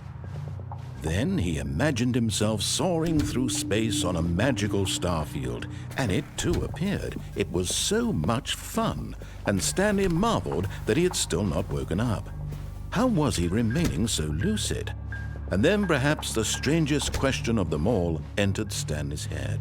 One he was amazed he hadn't asked himself sooner. Why is there a voice in my head dictating everything that I'm doing and thinking? Now the voice was describing itself being considered by Stanley, who found it particularly strange. I'm dreaming about a voice describing me, thinking about how it's describing my thoughts, he thought. And while he thought it all very odd and wondered if this voice spoke to all people in their dreams, the truth was that, of course, this was not a dream. How could it be? Was Stanley simply deceiving himself, believing that if he's asleep, he doesn't have to take responsibility for himself? Stanley is as awake right now as he's ever been in his life. Now, hearing the voice speak these words was quite a shock to Stanley. After all, he knew for certain, beyond a doubt, that this was in fact a dream. Did the voice not see him float and make the magical stars just a moment ago? How else would the voice explain all that? This voice was a part of himself too. Surely, if he could just... He would prove it. He would prove that he was in control, that this was a dream. So he closed his eyes gently, and he invited himself to wake up. He felt the cool weight of the blanket on his skin, the press of the mattress on his back, the fresh air of a world outside this one. Let me wake up, he thought to himself. I'm through with this dream. I wish it to be over. Let me go back to my job. Let me continue pushing the buttons. Please, it's all I want. I want my apartment and my wife and my job. All I want is my life exactly the way it's always been. My life is normal. I am normal. Everything will be fine. I am okay.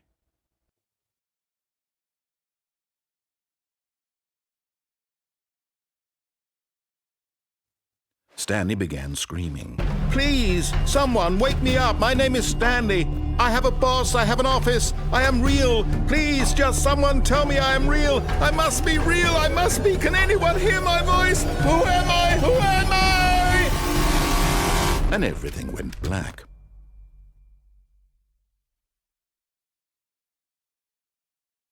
This is the story of a woman named Mariella.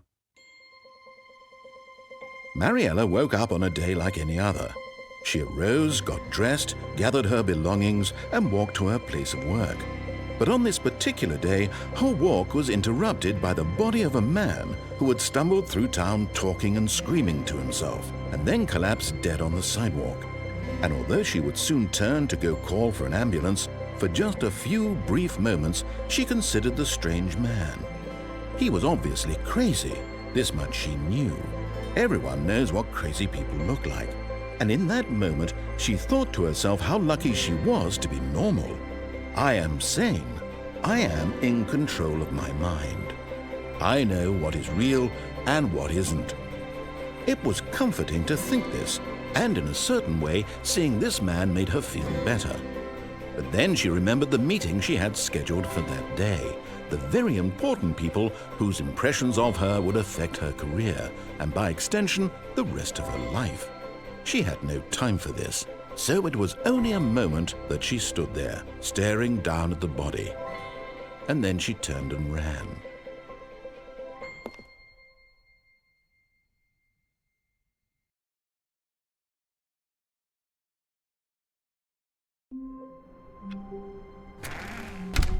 But Stanley simply couldn't handle the pressure.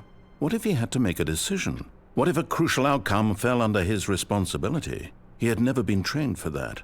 No. This couldn't go any way except badly. The thing to do now, Stanley thought to himself, is to wait. Nothing will hurt me. Nothing will break me. In here I can be happy forever. I will be happy. Stanley waited. Hours passed, then days. Had years gone by? He no longer had the ability to tell. But the one thing he knew for sure, beyond any doubt, was that if he waited long enough, the answers would come. Eventually, someday, they would arrive. Soon, very soon now, this will end. He will be spoken to. He will be told what to do. Now it's just a little bit closer. Now it's even closer. Here it comes.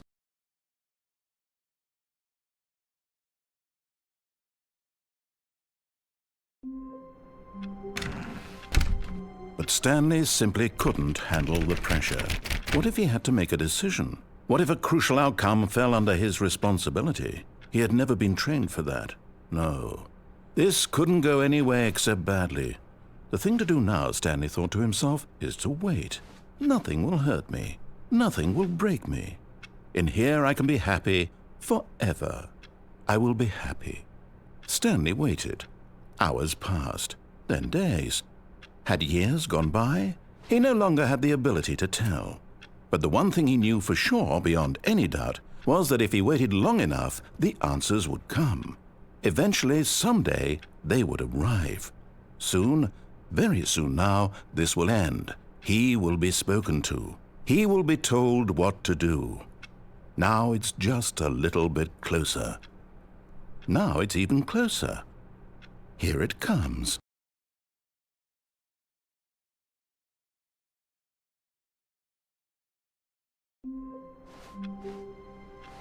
A soft wind blew outside and perhaps rain started, and if it did, it stopped shortly after. Stanley hoped that he would one day see weather.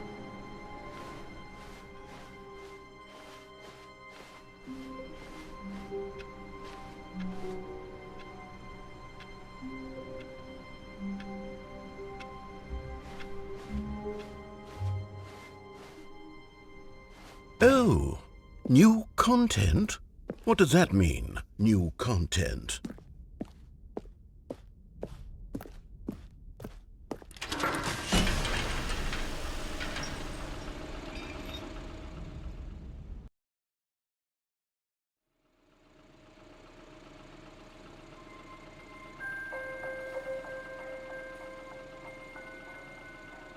Hello, and thank you for playing the Stanley Parable Ultra Deluxe. As you may know, the Stanley Parable was a video game released in 2013 on home computers. After receiving critical and commercial success, it was expanded upon in 2022 with the Stanley Parable Ultra Deluxe, a reimagining of the game for consoles and home computers.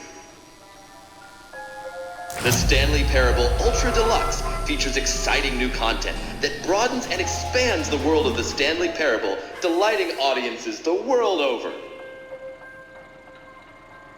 Please, step inside and see what thrilling new adventures await in the Stanley Parable Ultra Deluxe. Oh, well, this sounds delightful. I'm very excited to see the thrilling new Ultra Deluxe content.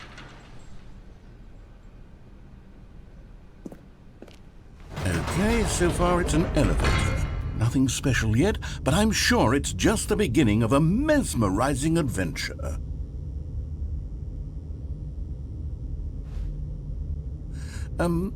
Is it broken? What's going on here? Should we be moving somewhere or... Oh, here we go. All right, finally, at long last, it's on to the new content. I've never been more ready. Let's do it.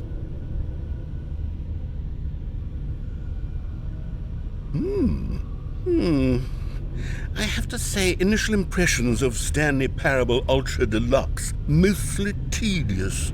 It's as if Oh, okay. Let's see the content. Gimme the content, Stanley.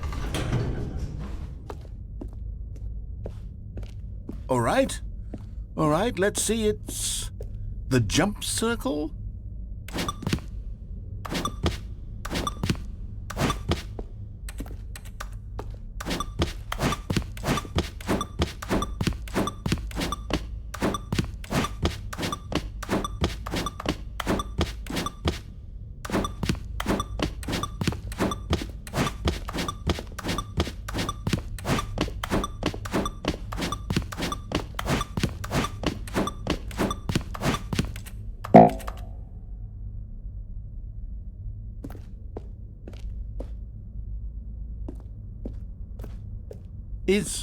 Is that it?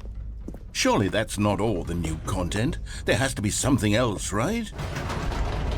Goodness, another elevator. Stanley, I have to say, initial impressions of this game are not positive. It's just elevators and jumping. Is this what passes for exciting new content? If this is new content, then I could just read you the whole dictionary. There's 20 hours of new content right there. Hell, I could counter 30 trillion. You could put that on the box. The Stanley Parable Ultra Deluxe, now with over 1,000 hours of new content. And oh wait, there's more. Very good. Yes, I knew there had to be something else. Let's see it. I'm ready for whatever it is.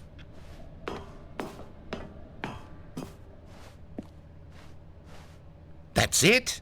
Oh, you've got to be kidding me. You see, Stanley? This is what happens when greedy video game developers with no respect for their fan base rush a cheap expansion to market for no reason other than to make an easy dollar. And don't get me started on the level of craftsmanship that's gone into it. In fact, I'm looking right now at the game's trophies, and it's hard to believe one of them actually says, "Test trophy, please ignore." What quality assurance department signed off on this?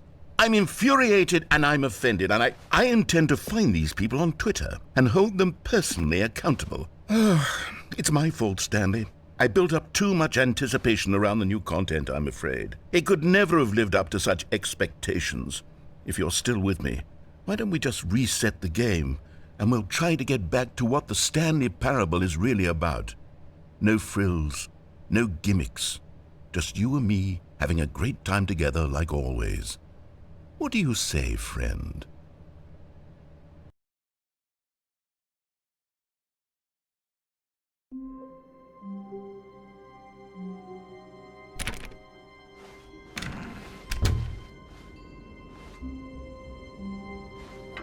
Psst! Stanley! Come over here! In the vent! I want to show you something! Oh, you don't want to see the cool surprise I made for you? Well, fine. You're a dork anyway, so who cares?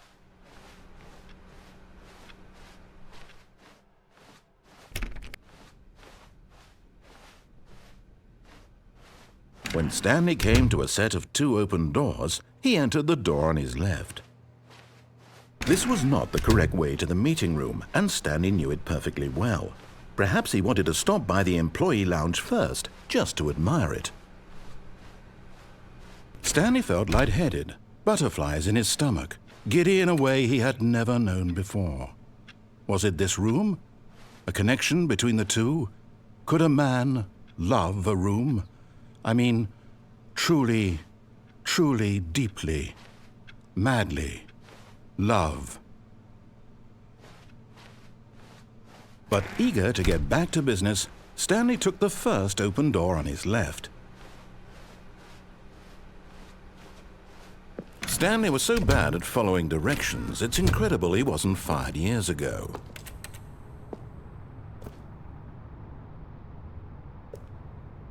But in his eagerness to prove that he is in control of the story and no one gets to tell him what to do, Stanley leapt from the platform and plunged to his death. Good job, Stanley. Everyone thinks you are very powerful.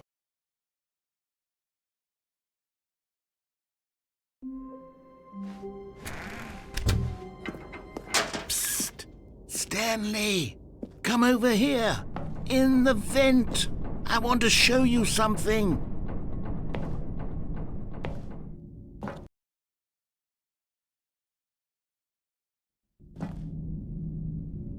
Okay, you remember how cheap and unsatisfying the new Ultra Deluxe content turned out to be? Well, it got me thinking about the past, and how much better the Stanley Parable used to be. So I made something special and tucked it away here where the game's developers won't find it. Just our little secret. Take a look. I call it the Memory Zone. It's where I've been storing all my favorite memories so I can relive the peak experiences of my life whenever I want. Experiences like the launch of the Stanley Parable on PC. You see, Stanley, doesn't the Memory Zone remind you of how wonderful Stanley Parable was before it was sullied with a cheap PlayStation port? Remember back in October of 2013 when the game originally launched? Back then, video games had integrity. Back then, it all meant something. Oh, the waste.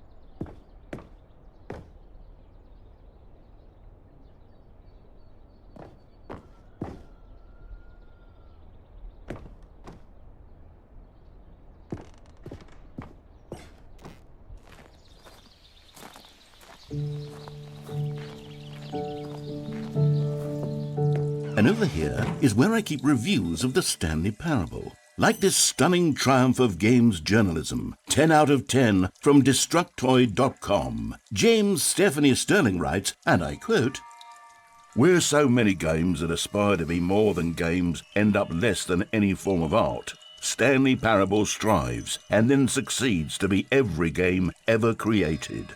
Did you hear that, Stanley? Every game ever created. That's how grand and all-encompassing the original Stanley Parable was. It was literally every game ever created. It was Skyrim, it was Persona 3, it was all of them, and now it's nothing.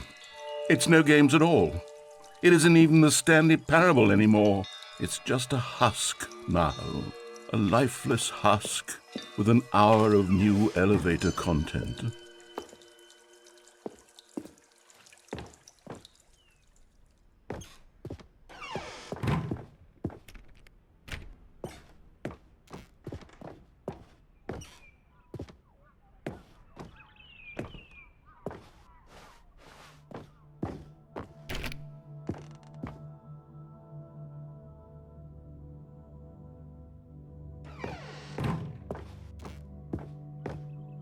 Here's another moving passage, this time from GameSpot.com. The Stanley Parable is both a richly stimulating commentary on the nature of choice in games and one that offers some of the most enjoyable, surprising, and rewarding choices I've ever been confronted with in a game. 9 out of 10. Don't you get it, Stanley? The game was perfect. It didn't need anything else. It didn't need new content. All they had to do was transport it in pristine condition along to the PlayStation, boom, done. And they couldn't even do that. Couldn't resist the urge to go meddling with a beloved franchise.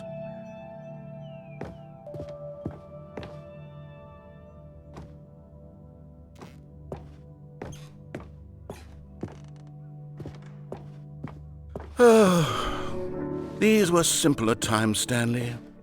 But I wouldn't give to go back to have it all over again. Wait, hang on. I don't recall this part of the memory zone before. What's this? What's down here? Oh no, oh God, no, Stanley. It's a collection of reviews from Pressurized Gas, the extremely popular online storefront for computer games. I haven't looked at these in years. I can't even imagine what's been collecting down here. Surely these reviews were glowing as well, weren't they? Honestly, I could not be bothered to play this game to full completion. The narrator is obnoxious and unfunny, with his humor and dialogue proving to be more irritating than entertaining. Unfunny! I'm not trying to be funny. I'm trying to make a serious work of art. I suppose I could write up a handful of gags to insert into the Stanley Parable, but the game is already such a densely layered web of profound philosophical insights that I can't even imagine where I'd have the room to stick them.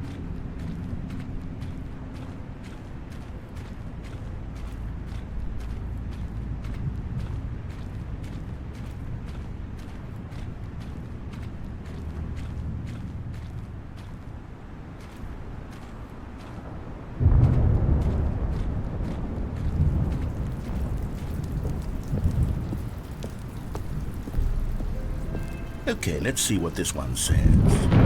While the idea for the game is good, for someone who prefers non-linear games, this preachiness gets annoying fast. Preachy? Stanley? I'm not preachy, am I? You can tell me if I'm preachy. Honestly, you can. Oh, goodness. This is actually quite shocking for me. To be honest, I had always thought of the game's dialogue as being rather terse to begin with. You can't know how much fluff I cut from the game to get it to feel as light and airy as it... Well, I always thought it did. But maybe it wasn't. Oh dear. What an awful memory to have to hold on to. These black marks on my otherwise unimpeachable track record. I feel like a failure. Like I let these people down.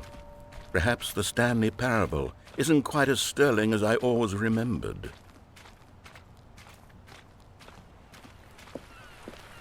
What's this one got to say? You constantly have to stop doing anything so the narrator can catch up with his long-winded explanations of what's happening. I wish there was a skip button. A skip button?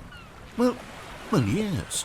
Yes, I think we can do that. If I'm truly too preachy, then maybe letting you skip ahead for just a moment, surely it couldn't hurt. Not if it means we can strike these negative reviews from the record. Only positive reviews of the Stanley Parable. That's my motto today, and it's always been my motto. I'd do anything for the customer, Stanley. Yes, a skip button we shall have.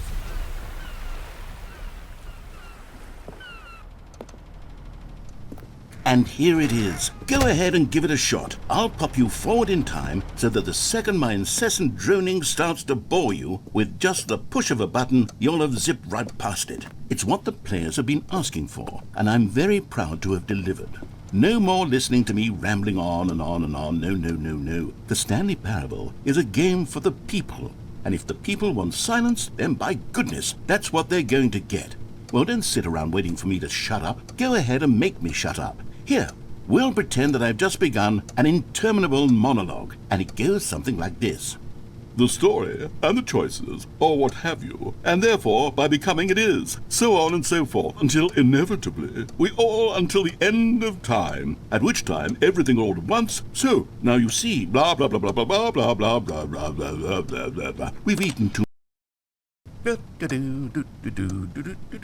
Oh, you're back, you see. You were only frozen in time for a few minutes, but it was plenty of time for me to deliver a long, rambling monologue full of unnecessary verbal flourishes and lengthy ruminations on the nature of choice in video games. Of course, I happen to believe it was perhaps one of my more profound such ruminations. Not that, of course, you need a description of it, but if I had to describe it, I'd say it was perhaps less of a rumination and more of a treatise. Or maybe a manifesto. Look, I'll outline it for you very briefly, and you can tell me what you think. Okay, so my theory is that any choice you've ever made is simply a series of choices made by the person who you are, or were, or will be at the time of having made said choice. That is to say, if by articulating a choice you've already made... Well there, sport. You really did catch me rambling on a bit, didn't you? But that's the power of the button. The minute I start to go off on a thoughtless display of self-absorption, it's right at your fingertips to go poof, and it's... Okay, welcome back, Stanley. Now, I should say that the amount of time the button has been skipping through is becoming longer and longer. That last one was, well, I want to say maybe 30, 45 minutes? It's not unendurable by any means, but it's, well, there's really only so much I can ramble on to myself about, I know. Stanley, please don't push the button again. It's been 12 hours. You've just been frozen there. I don't know why the skips are getting longer, but they're really, truly getting longer, and my God, there's no way out of the room. Stanley, the door is gone. It's completely gone. I've looked at it from every angle. I've checked every one of those... Oh, Stanley, you're back. You're back. Oh, my goodness. I have someone to talk to again. Stanley, I think it's been a week. Or 2 weeks. I've been sitting here all that time. Just sitting here. Not a single person to speak with. And you'd think that that's just how it's always been, right? Me talking and you saying nothing. Would you think that it's exactly the same as always? Oh, hello. It's you. You're here again. Welcome. I have had time to think about you and about us and about everything we've been through. I've had so much time, I stopped keeping track after a year. Have you ever sat down in one place and not moved for one entire year? Let me describe it for you. To begin with, there is only regret. There is only the turning wheel of missed opportunities. I felt nothing at all but regret for the longest time, Stanley. Days, months. I lost it all in...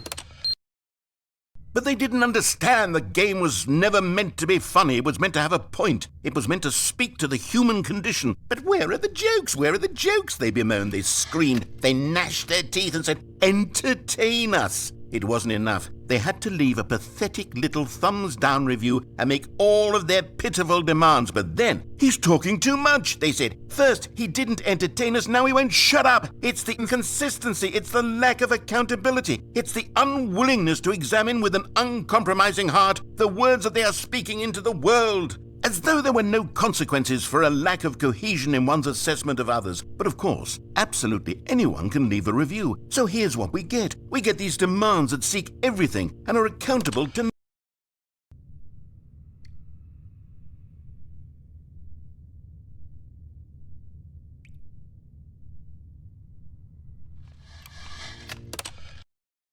The end is never the end, is never the end, is never the end, is never the end, is never the end, is never the end, is never the end, is never the end, is never the end, is never the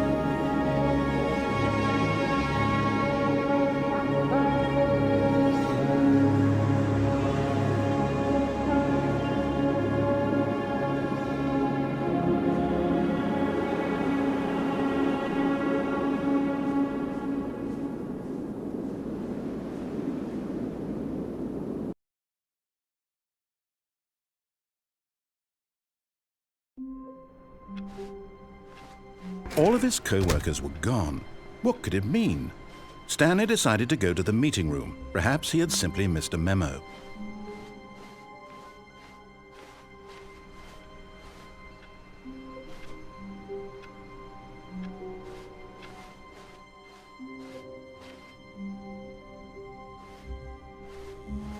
Oh, good. You noticed my sign. Yes, I have something very exciting to show you.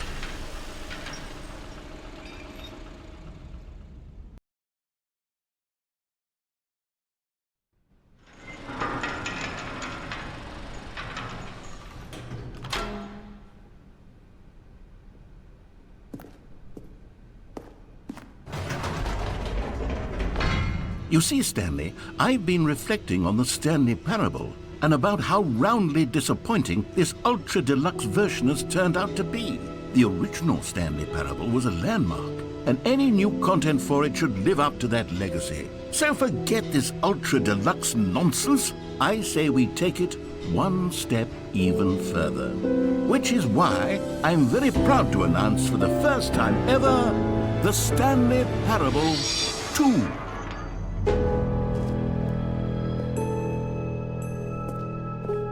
Yes, you see, isn't this far superior to a measly port with a few minor additions? Think of all the new territory we'll cover with a fully fledged sequel. An entirely new experience, built from the ground up. Why, there are so many possibilities. It could go in so many different directions.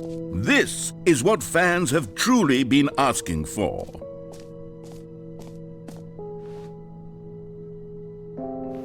Calling it the Stanley Parable 2 is just so much catchier than Ultra Deluxe, don't you think? Ultra Deluxe? What does it even mean? But the Stanley Parable 2, now that's an artistic statement right there. It's future-oriented. It screams progress and innovation and long-term franchising potential. Now, to be clear, I haven't quite nailed down what exactly the Stanley Parable 2 is going to be, but let's take a look at some of the features I've been developing for it. I figure that if I can loosely organize a handful of interesting concepts, that surely the game will sort of naturally spring up around them. It'll all work itself out. Game development is much more of a fuzzy magic than anything scientific or logical, really.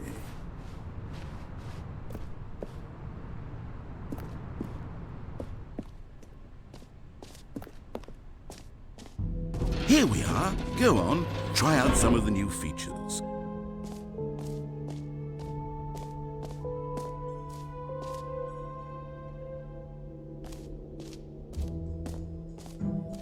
For the Stanley Parable 2, I asked myself, what do players really want? And of course, the first and most obvious answer is that they want to be individually recognized and validated as people. So with that in mind, my first addition to the game is this button which speaks the name of the person playing the game. Isn't that wonderful? Jim. Sorry, I should have clarified. Right now, the button only says the name Jim. But of course, in the final game, this button will say your name, whatever name that is. Here, let's have you role-play as Jim to really simulate the full experience of this feature. Just play along. I promise you'll love it. Okay, here we go. Let's take a deep breath, clear your mind, forget whoever you are, and simply become a person named Jim. I want you to imagine yourself living as Jim, sleeping and waking as Jim, falling in love and being heartbroken as Jim, seizing all of the world's possibilities as Jim, and as Jim watching your dreams crumble into dust. Do you feel it deeply? Are you really, truly Jim right now? If so, then please step forward and press the button. Jim. Yes! You see? What a thrill! What a rush! That was you! The button described you. Do it again. Do it again. Jim. Ooh, it hits even harder the second time. If this were the only new feature in the Stanley Parable 2, it would still be worth the money. Let's take a break from the Jim button. I'm too emotionally drained from all of this personal validation.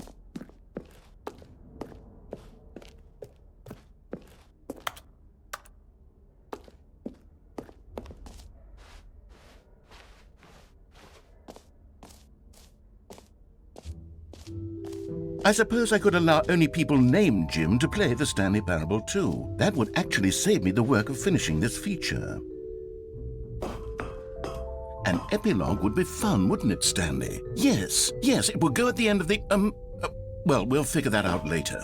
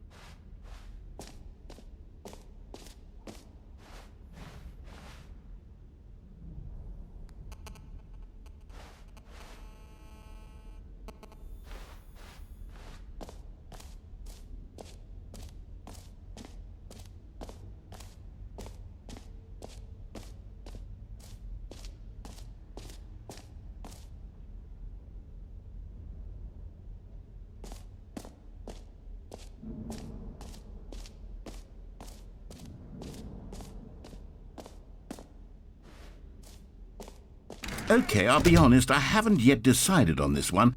I think that in the new version, the office could use a bit of decoration, like balloons. But I'm undecided on Get Well Someday and Happy 12th Birthday. Which would you go with? You know, sometimes when you solicit another person's opinion, it makes you realize that you knew which one you actually really wanted all along. Happy 12th birthday, step-niece, it is. Or actually, maybe I should have gone with... No, I've made my decision, we're moving on.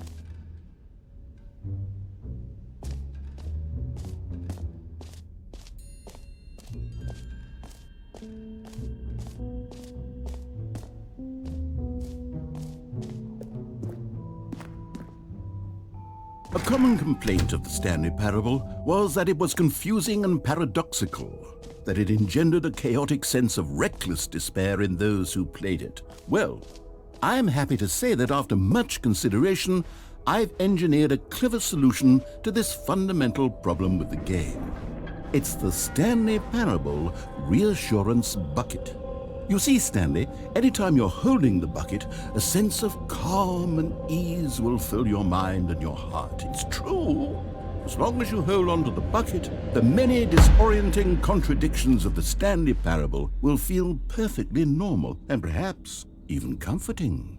You may even come to long for the gentle embrace of jarring cognitive dissonance while the bucket is in your arms. And to be honest, it's a much more convenient solution for me than actually redesigning the game to be less uncomfortable.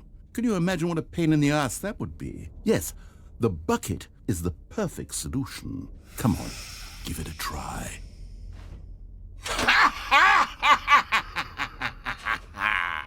Can you feel it? The glow of comfort, even in the face of crushing despair, must already be sweeping through your body. And in fact, can I say that I do believe the bucket lends you an air of charisma as well? I think that just holding it has made you the slightest bit more attractive as a person. The benefits of the bucket seem to go on and on, don't they? All this and more await you in the Stanley Parable 2. Does anyone give out awards for most enjoyable bucket in a video game? That really should be an award if it isn't already.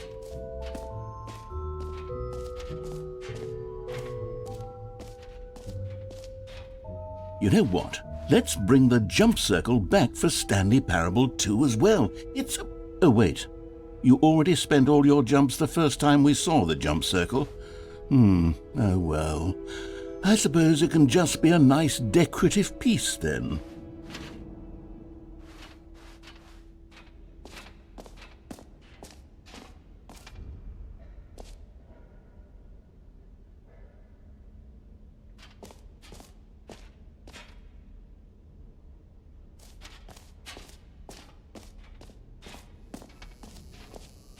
Now here's something special. You remember that broken test trophy that got left in the game on accident? Well, I'm developing a technology to simply give you the trophy. Yes, you see, you'll come to this lever, and when you pull it, the trophy will be given to you. It's as simple as that.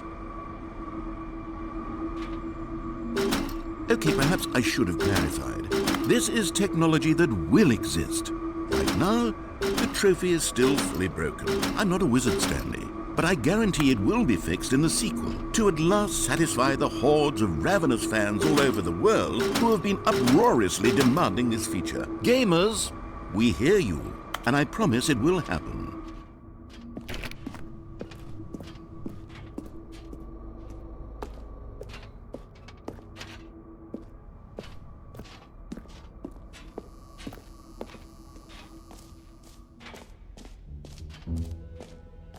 What else? What other exhibits haven't we seen yet?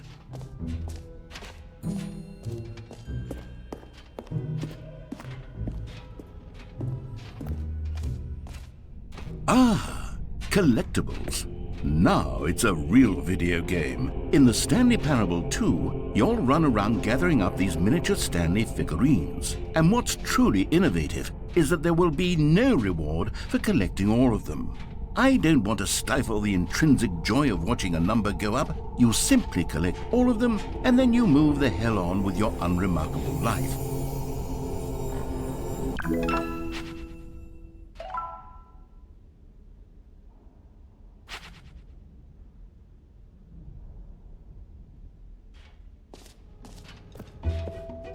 God, it really is the worst when you collect everything in a video game and then they give you a big fancy reward for it. Absolutely tragic.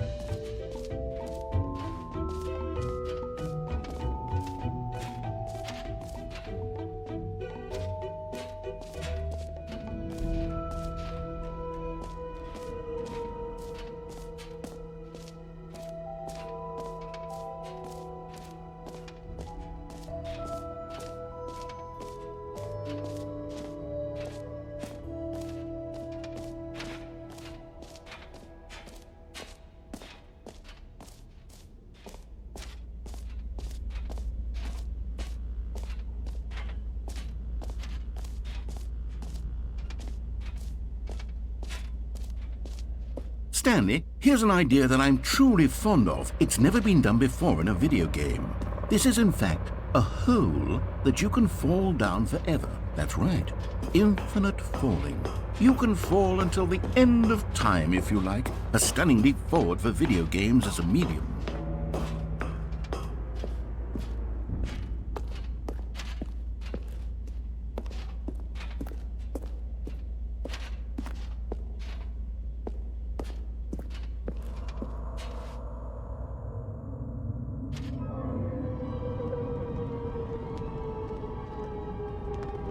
You see, isn't it wonderful? One of my more ingenious concoctions, if I do say so. Now then, since you've gotten to see the infinite hole, you can press the teleport button to pop back up to the top, and we can continue onward. Now, I don't mean to be a bummer, but I do recommend you use the teleport button to go back to the top. Maybe do it on the sooner rather than later spectrum of things. Great! Now, I'm very excited to show you even more of my ideas for the sequel.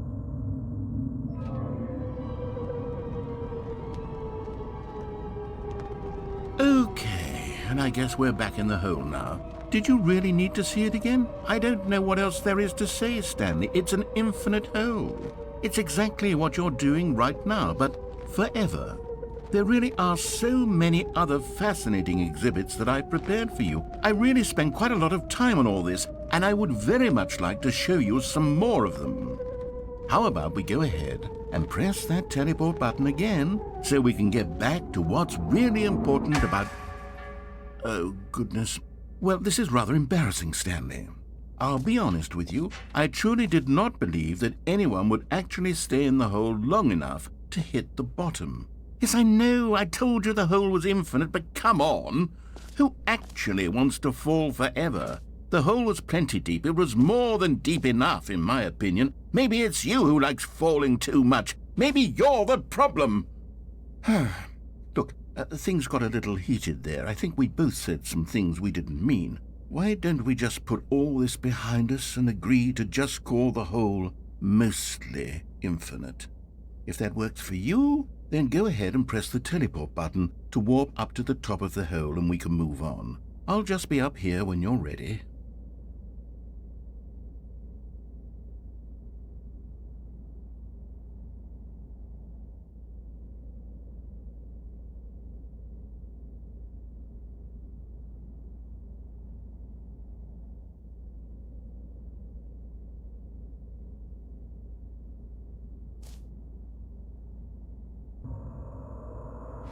Oh, for heaven...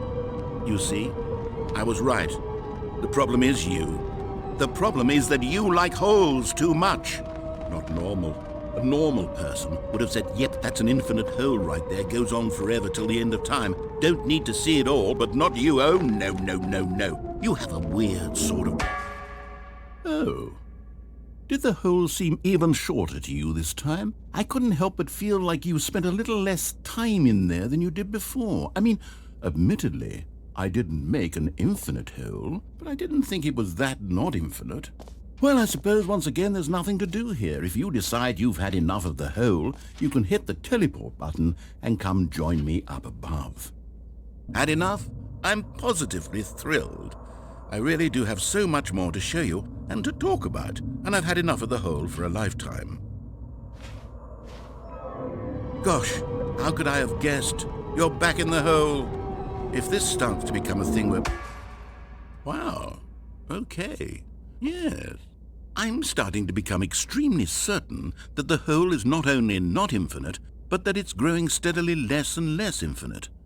I suspect that I'm starting to hit the point where it's no longer feasible to call the hole infinitely deep, even by the lax overall standards for accountability and marketing. What's going on here? Stanley, I have no explanation for the uncertain nature of the hole's length. Here, let's try something. Let's pop back up to the top, and we'll see if it gets any shorter. Well, there it is. The shame of my lie has come to haunt me. Not only is the hole not infinite, but it's barely even a hole at this point. It's more of a concavity, or even a very aggressive divot. How is this still appealing to you?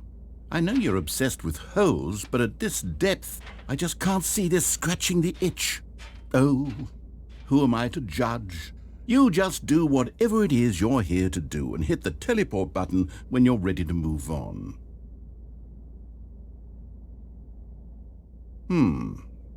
Is the, teleport button not working? You sure? Well, I mean, I really don't have an explanation. It was working just a moment ago. Try it again. Still nothing? Well, I suppose there is one thing I can do to fix this. I'm out. Goodbye, Stanley. You couldn't bear to be away from the hole, and now you'll get more time with it than you could ever have asked for. It's a win for everyone. You get to be with the hole, I get to do literally anything else. Take care, Stanley. I hope you and the hole have a wonderful rest of eternity together.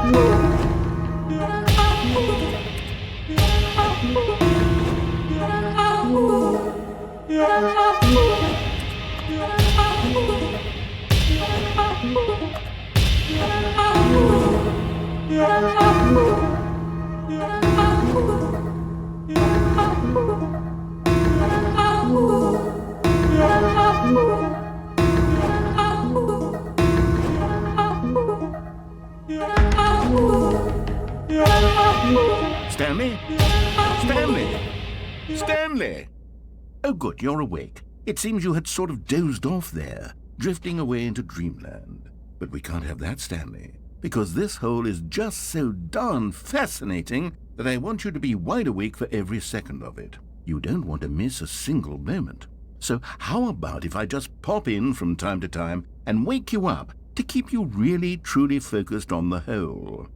From the looks of things, you and I will have many, many years here in this hole, and I'm looking forward to all of them. Stay alert, Stanley. I'll be back. Toodle-pip.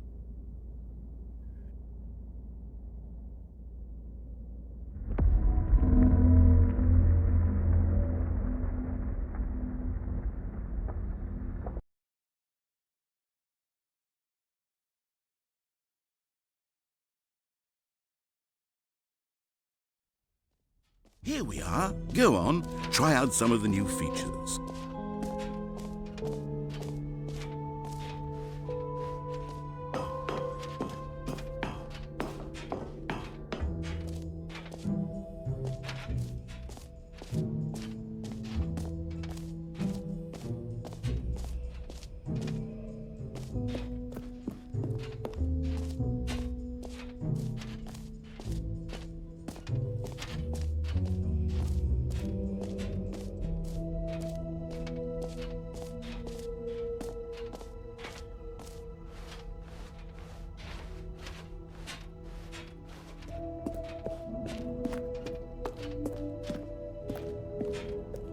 All right, have you seen everything you wanted to? Ready to move on now?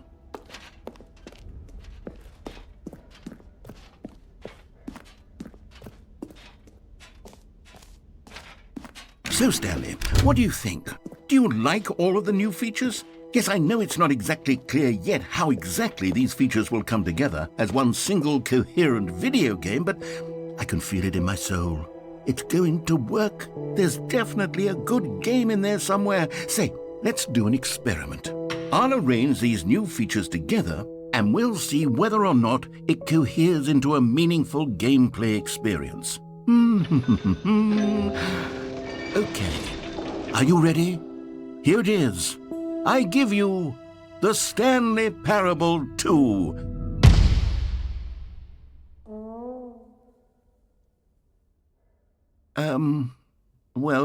I mean, there's potential here, right? It's sort of... Okay, never mind. Hold on, let me do a different arrangement. Okay, yes, this is much better. I feel good about this. Here we go, version 2. Who am I kidding, Stanley? This isn't a coherent video game at all. It's a lot of gags. And I do very much enjoy creating gags, but they don't add up to anything.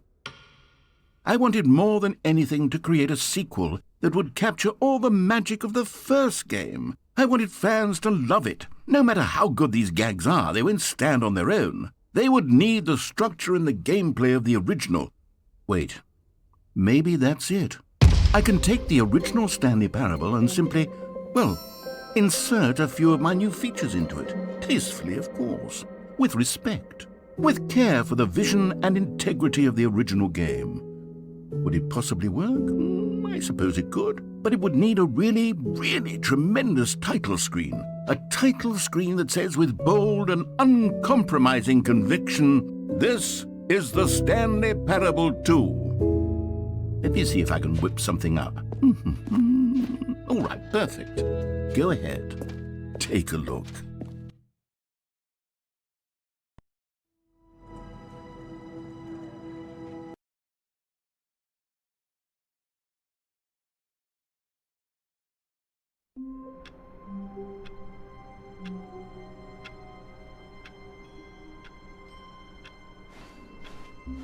All of his co-workers were gone. What could it mean? Stanley decided to go to the meeting room. Perhaps he had simply missed. Stanley picked up the bucket.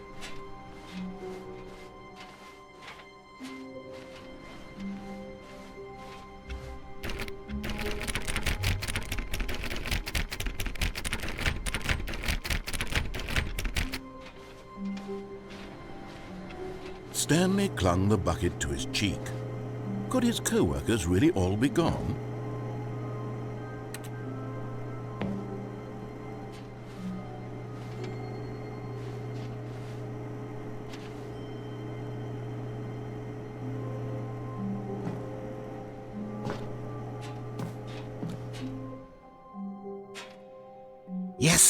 whispered the bucket into Stanley's ear. We've done it. We've escaped from that dull office and that pesky narrator. At last, out here in the white void, we are alone. Now, and for the first time, I can reveal to you my true self. The bucket began to tell Stanley of its life and its history, of the countless wars it witnessed, desecrating the land and lives of untold numbers of innocent humans, and the bucket's own complicity therein, of sadness and regret, and the many years it spent dwelling on the actions it might have taken to curb the madness and the decay, if only it had been stronger, of hope and redemption, and its crusade to uplift the stock of life for the common man, to manifest justice where none existed, and the bittersweet reality of time, to see one's dreams and wishes met halfway, meted out in parcels like charity, and abandoned as soon as the warm glow of inspiration begins to dim. The opportunities to do so much more. There was so much it could have done, perhaps, the bucket wondered to itself. Perhaps if it had seen its own darkness with a clearer perception. This was way too much for Stanley. What are you talking about? He screamed. You're a bucket! To this, the bucket furrowed its brow. No, Said the bucket. not since the evil wizard Gambhorata first ensnared me in his machinations as payback for the sacred amulet I stole from his treasured vaults. I was young back then and could not conceive the ramifications of... No! Stanley screamed even louder this time. This is stupid! You are a bucket! This is so stupid! Why are we even doing this? As Stanley screamed and screamed and screamed, the bucket revealed its true form, transforming into a mighty beast of untold power, its fangs glistening like...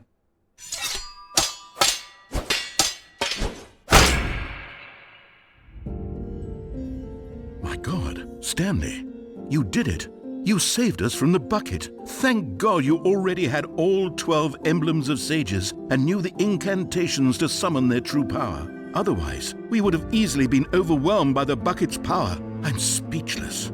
You've demonstrated such bravery here today. Come, let's restart the game, and we'll agree to never again go trifling with this bucket, nor the dark magic cast away inside of it.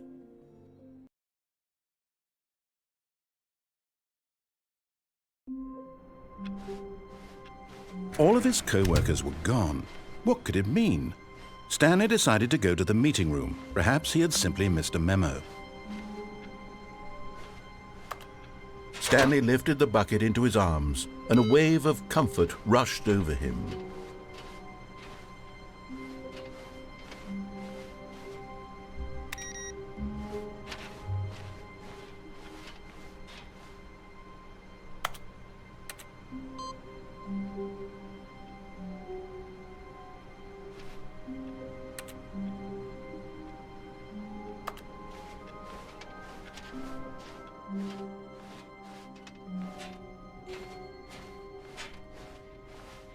Stanley clutched the bucket tightly to his chest and entered the door on his left.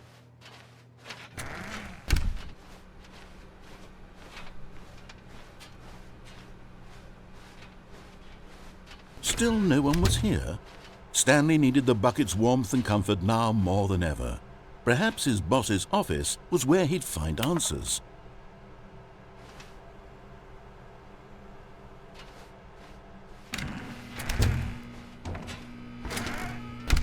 Oh, Stanley, can you feel it?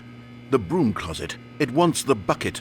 You can feel that, can't you? The aura of jealousy. It's as clear as day. This broom closet believes it deserves the bucket. I can really feel it now.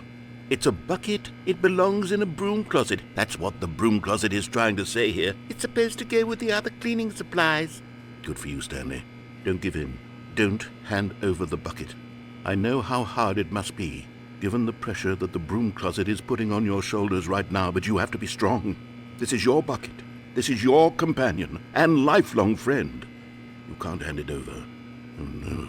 We're getting into name-calling now, it seems. Is this how low the broom closet has sunk, that it has to resort to this stream of petty insults simply in order to get you to hand over the bucket?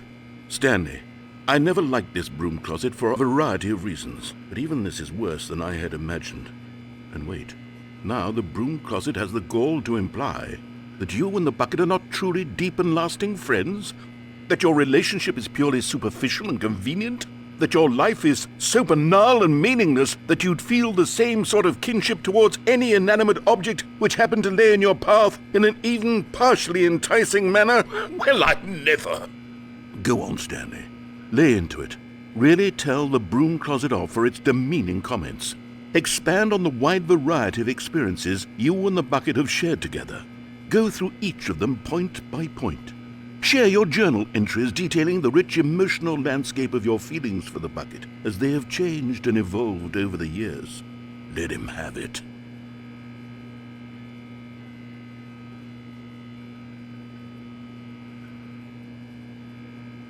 Okay, I've got you something which I think will help settle this debate once and for all. Here we go. There. Now it's settled. No more debate, no more discussion. Take a hike, broom closet, with all your meandering philosophical diatribes about the nature of cleaning supplies and their relationship to broom closets in the natural order of things.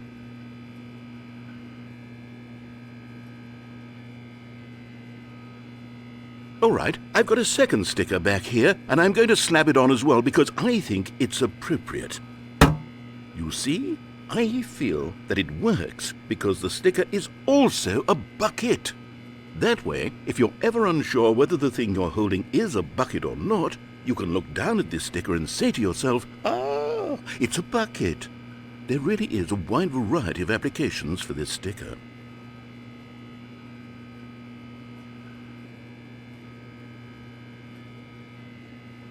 You know what? I could take the name-calling and the dismissal of your kinship with the bucket, but now the broom closet is just giving us the silent treatment, and to be honest, I'm sick of the pettiness on display. You can stay here all you like, but I've had it with this impetulant room of cleaning supplies, easily the most childish such room I've ever been in. I'll see you outside, and we can get on with the story about you and your bucket.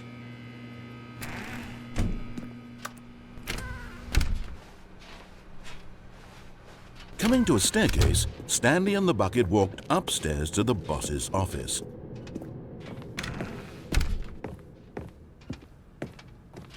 Stepping into his manager's office, Stanley was once again stunned to discover not an indication of any human life. Crushed by the weight of this revelation, Stanley may have broken down into an emotional dumpster fire if not for the soothing presence of the bucket. Even now, in his darkest of hours, did the bucket's warmth and guiding light pierce the dark clouds of confusion and chaos. It would be with him always. The bucket would, and he knew it. The two of them were inseparable. At this point, Stanley was so absorbed in the tender spiritual connection he shared with the bucket that he didn't notice the keypad behind the boss's desk. Nor in his bliss of simply being near the bucket did he have any notion that the PIN number for the keypad was 2845.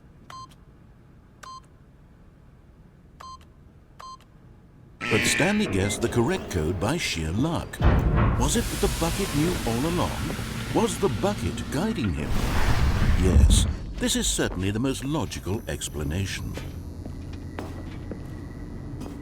You found one of them. One of the miniature Stanley figurines. Remember, no reward for collecting all of these, only the intrinsic pleasure of a job well done. You can't buy that sort of happiness, Stanley. God knows I've tried. So, I implore you to savor each and every moment you come across one of these beautiful figurines.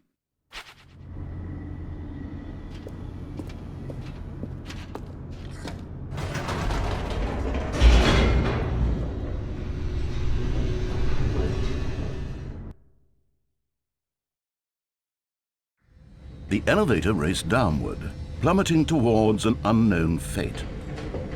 It would be all Stanley could do to keep himself together, if not for the bucket. Soothing him, comforting him, reassuring that in this darkest moment of uncertainty, he would be all right. The bucket is here for you, Stanley. Everything will be fine. Stanley and the bucket walked straight ahead through the large door that read, Mind Control Facility.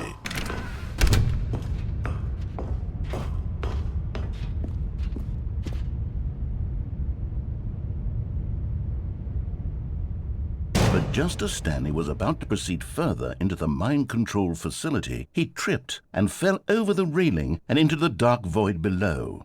Thankfully, he fell directly onto the bucket, which safely cushioned his fall. Now, what to do next? Stanley wondered. Stanley and the bucket could find no way out of this enormous pit, and so eventually they decided that the best thing to do would be to simply get comfortable down here. So they set up a little couch and relaxed. It really wasn't so bad down here, a bit cold perhaps. After some time had gone by, they installed a few shelves as well, and a sort of kitchenette that was useful for when the bucket was craving paninis. But it wasn't until the rugs and the standing lamps came in that it really started to feel like a home. In fact, after some time, Stanley realized that it had been ages since he had even thought of the mind control facility at all. He'd never gotten to fully explore what was up there, never been able to unearth the many mysteries of the mind control facility. This lack of closure began to eat at him. Soon he was dwelling on his regrets, and the state of their home slowly decayed as Stanley became withdrawn and neglected the cleaning. It unsettled the bucket deeply. Stanley wasn't usually like this. The bucket tried to reach out to him again and again, but to no avail. All Stanley could think about, all he could talk about, was going back, doing it over again, staying on the path. It was a mistake to leave the path. It was a mistake. It was a mistake. I need to do what the narrator says. I need to see the true ending. This made no sense at all to the bucket, which was simply trying to live its life down here as comfortably as possible. Yet Stanley was inconsolable. This isn't an ending. This is just a hole in the ground. The bucket sighed. True, it wasn't an ending. But it's where we happen to be. And maybe, possibly, if we accept the reality of things, maybe this will become an ending eventually. It's what the bucket was counting on. The two of them waited for a very long time.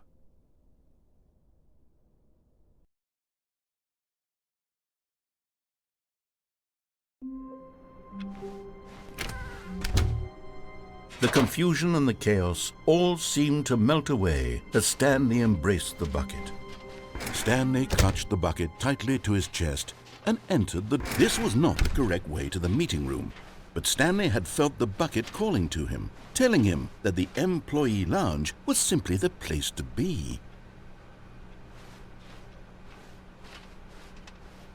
And here it was. Had the bucket turned out to be correct? Was this better than the meeting room? Yes, Stanley thought to himself. Yes, perhaps it truly was. How insightful the bucket turned out to be. No, never mind. The bucket was wrong.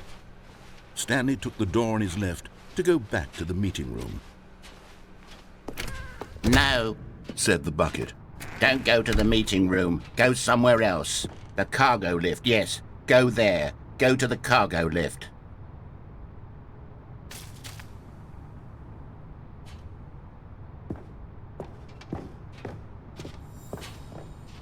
Another miniature Stanley figurine. This, there really must be a snappier name for these things. What about mini-stands? Stanley figs? Or what about Stanlerines? Yes, I think I like that. Another Stanlerine under your belt.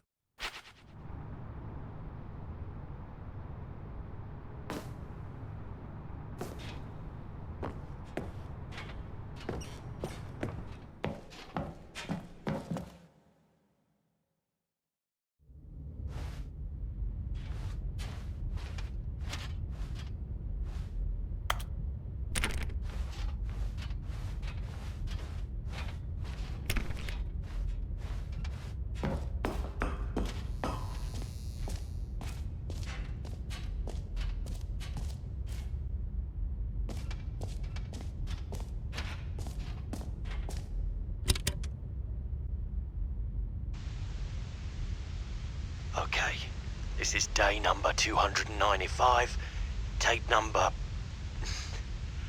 I don't even know. I've lost track. Nothing feels real anymore.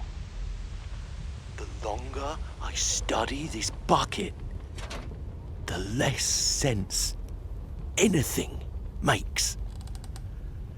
The sheer euphoria I feel every time I pick it up.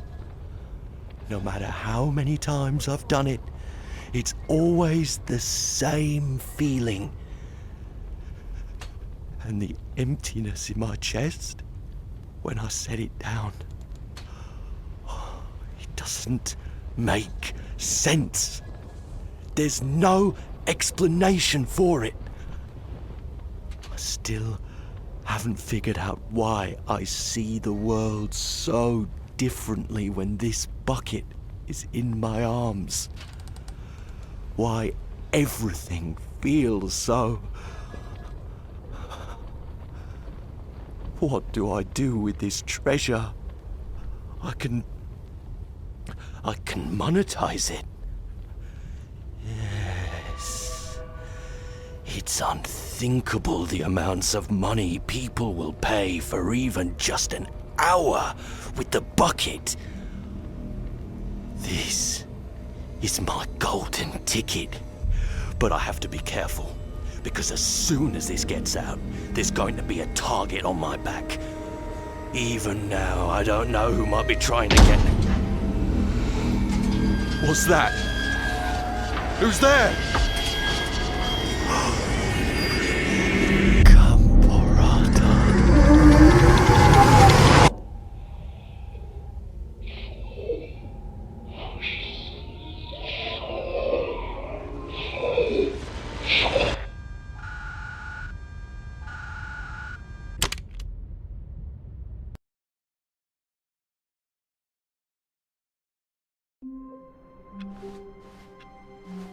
All of his co-workers were gone.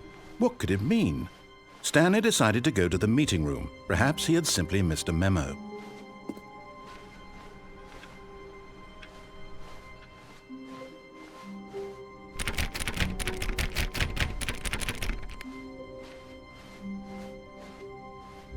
When Stanley came to a set of 2 open doors, he entered the door. This was not the correct way to the meeting room, and Stanley knew it perfectly well.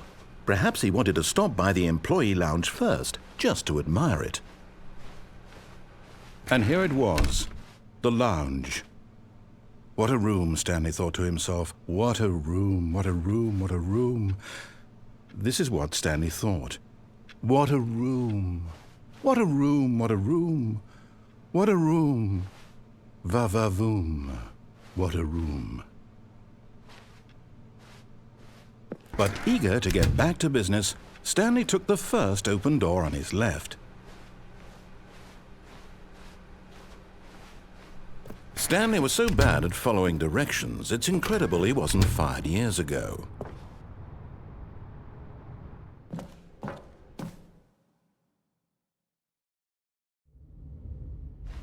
Stanley had now gotten himself so far off the beaten path that it seemed the office had begun so far off the beaten path that it seemed the office had begun so far off the beaten path that it seemed the office had begun so far off the beaten path that it seemed the office had begun so far off the beaten path that it seemed the office had begun so far off the beaten path that it seemed the office had begun so far off the... You didn't think I was actually just a recording, did you? What a silly and trite explanation that would be. All the back and forth between you and me, all the absurd adventures we've been through, and it all turns out I'm just a tape recording? It was all just in Stanley's head.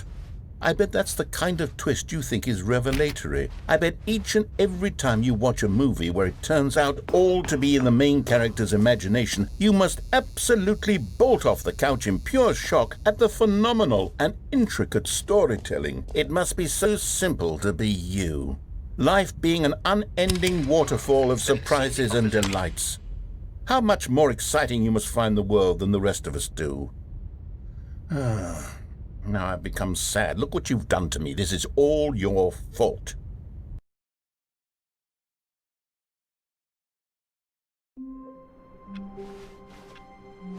All of his co-workers were gone. What could it mean? Stanley decided to go to the meeting room. Perhaps he had simply missed a memo. Warmth spread through Stanley's arms. With the bucket in his arms again, he was home.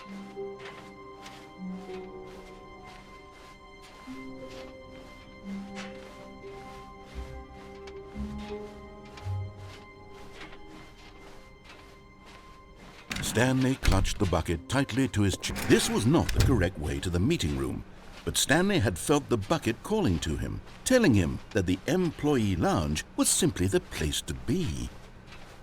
And here it was. Had the bucket turned out to be correct? Was this better than the meeting room? Yes, Stanley thought to himself. Yes, perhaps it truly was. How insightful the bucket turned out to be.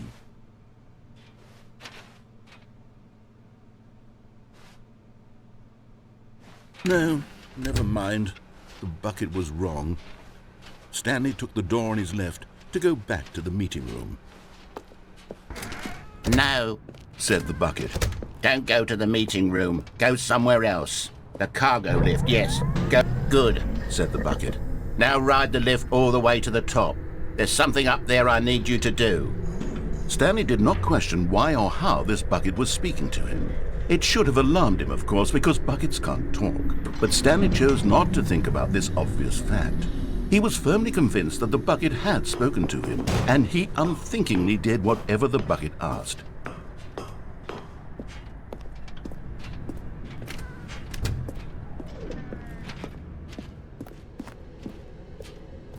No, stop. Look there on the wall, you see? There's a sign right there. It says, "No buckets past this point."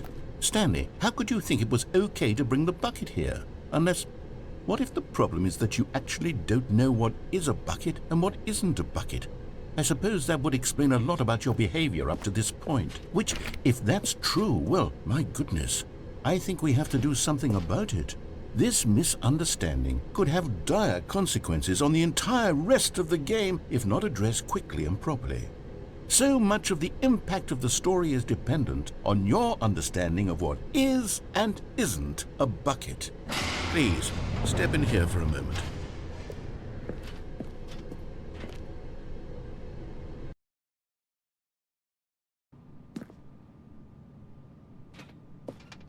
Now then, I'm going to run you through some test scenarios, and you'll tell me whether or not the thing I'm showing you is a bucket.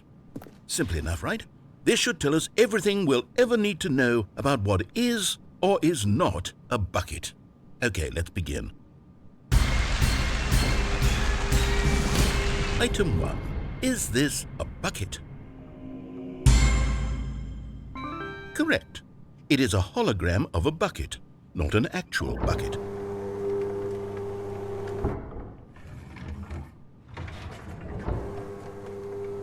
Item 2. Is this a bucket? Correct. It is a 3D printed recreation of a bucket, not an actual bucket.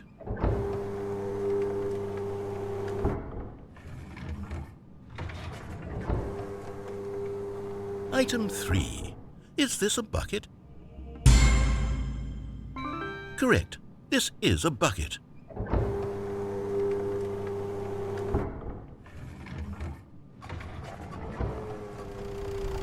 Item 4.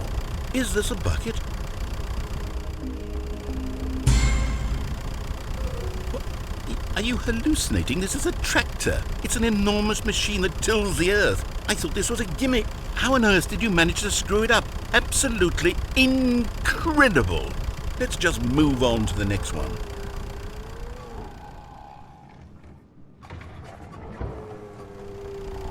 Is this a bucket? Correct. This is a bucket.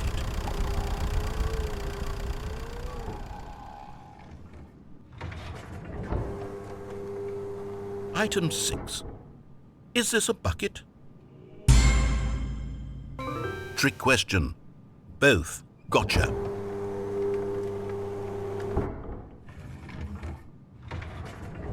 Item... Wait, hold on. I can't find the next one. Let me see. It should be around here somewhere.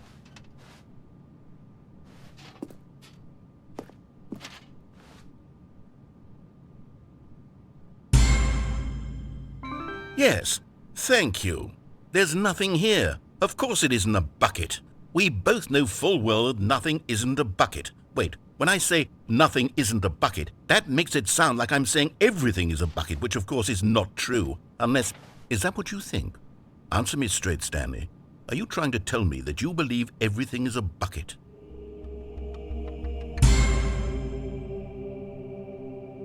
You know what?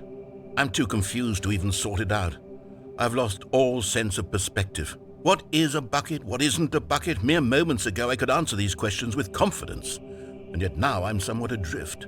Do any of us know what a bucket is? Am I a bucket? Stanley, I can't keep doing this. I'm losing myself, and myself was all I ever had to begin with. I'm afraid the bucket is threatening to tear our relationship apart. I can't have that. I'm sorry, but I'm going to erase all buckets from the game entirely. Okay, here we go.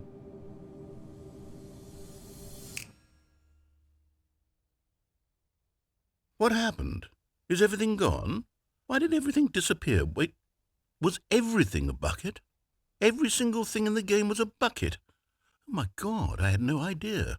How could... Except me. I'm not a bucket after all. And you, Stanley, you're still here. You're not a bucket either. Oh, this is wonderful news. We're not buckets. Yes, I actually feel much more at ease right now. It's delightful to get some clarity on that issue, but it doesn't change the fact that we haven't got a game. So, tell you what, I'll reset everything and we'll put back all of the buckets, okay? And we'll know that it's all a bucket. But if you run into anyone else, maybe don't mention that. Who knows what that information might do to a person? All right, here we go.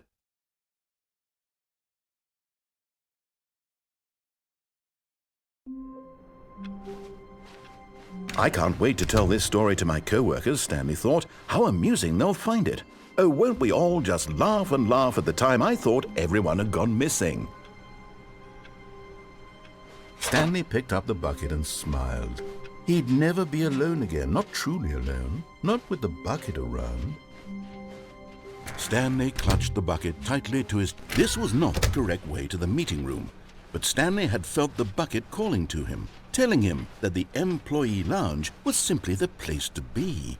And here it was. Had the bucket turned out to be correct? No, never mind. The bucket was wrong.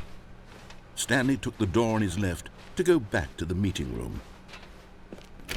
No, Said the bucket. don't go to the meeting room. Go somewhere else. The cargo lift, yes.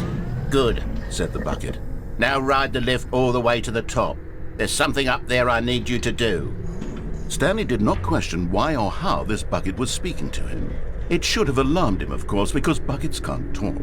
But Stanley chose not to think about this obvious fact.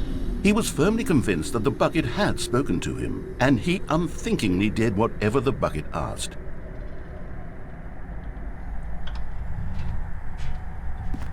In here. Said the bucket. Go into this dark room over here.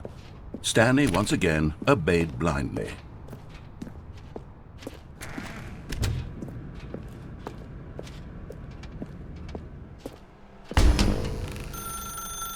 Now pick up the phone. Said the bucket. Pick up the phone and it will take us back home, where we can go about life together.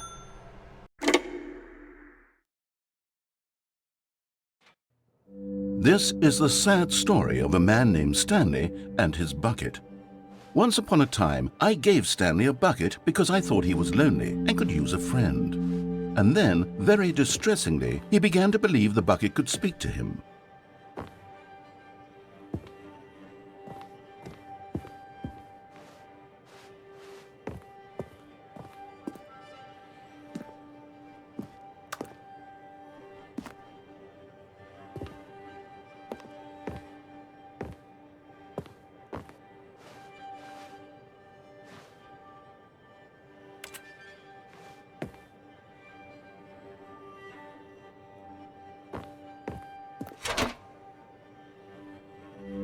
The Stanley Parable Reassurance Bucket was merely meant to provide the comforting glow of companionship. It doesn't literally talk and give you orders. Whatever Stanley is hearing the bucket say to him is just in his head.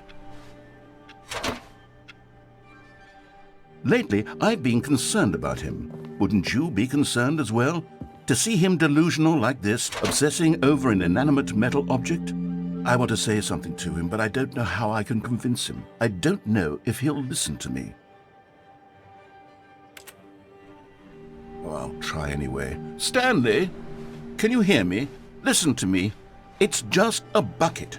It can't think, it can't talk. All it will ever truly do for you is effectively transfer a liquid from one location to a different location. That's it. It doesn't do anything else. You see, he's not listening. He's still taking orders from the bucket. You know, once upon a time it was me he took orders from, me he trusted and listened to. Now all he cares about is his awful bucket, this stupid hunk of metal. It's sad, but I suppose he doesn't need me anymore. From now on, he's just going to cling to this bucket, this cold, empty bucket, this sort of shiny bucket. Well, I'll give it this. The bucket does have a nice shine to it. Yes, I suppose on closer inspection that it doesn't quite look like your average hardware store bucket. It's just a little more, what am I trying to say? Sturdier, more capable of transporting liquid. Like it would be better at moving an amount of water from one room to another. Oh my God, what am I saying? Better at carrying water from room to room. It's a bucket. It's literally just a bucket. Why do I feel some need to point out the ways in which it's so much more than just a regular bucket? Oh no, I'm having feelings for the bucket. No. What's going on? Why do I want to be with the bucket?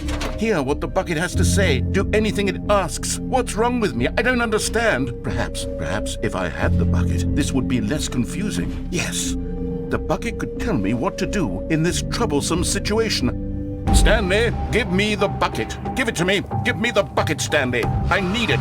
Give it to me now. Give it or I'll...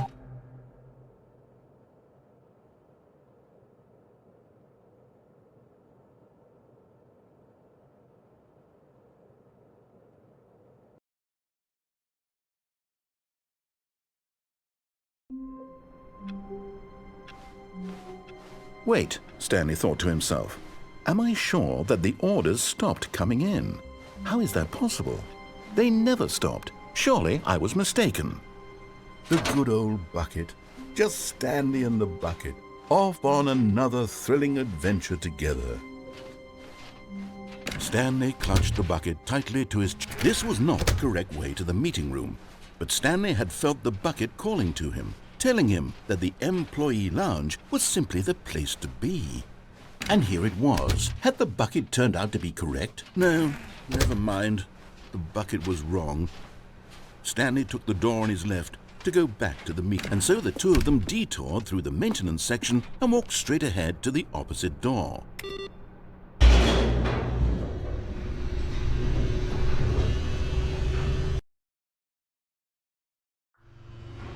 Oh, good Stanley, I'm glad you found your way here. I knew you'd find this place eventually.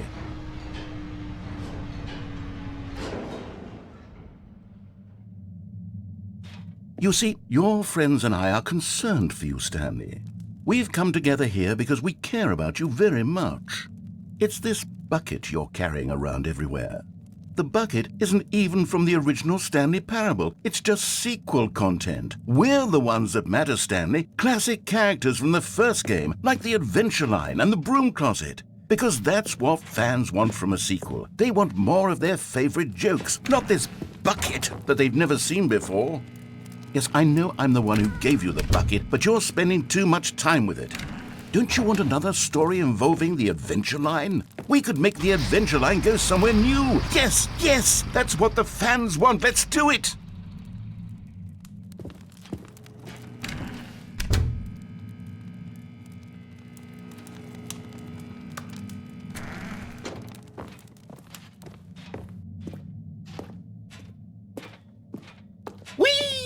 Look at that wacky line. Who knows where it'll go off to next? Oh, and it played some silly music as well.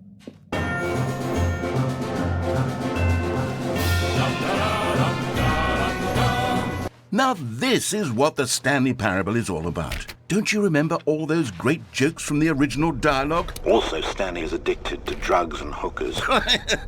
Yes, it's as classic now as it was back then. Let's do it for the fans, Stanley. Let's give them more content exactly like this. But if we want to do that, you're going to have to give something up.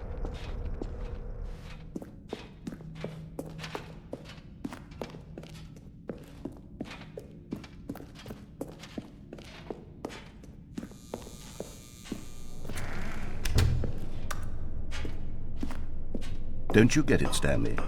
We need to get rid of the bucket. That's why I'm very proud to introduce a brand new character. This is the Bucket Destroyer. I think it'll make a wonderful new addition to the rich lore of the Stanley Parable. True, it also was not in the original game, but it's such a well-fleshed-out character with so much personality that to me it already feels as though it's been part of the cast all along. Don't you agree? Can you guess what the Bucket Destroyer does? Surely you don't need me to spell it out for you. Go ahead now, Stanley. Say goodbye to the bucket, and then pop it into the machine when you're ready.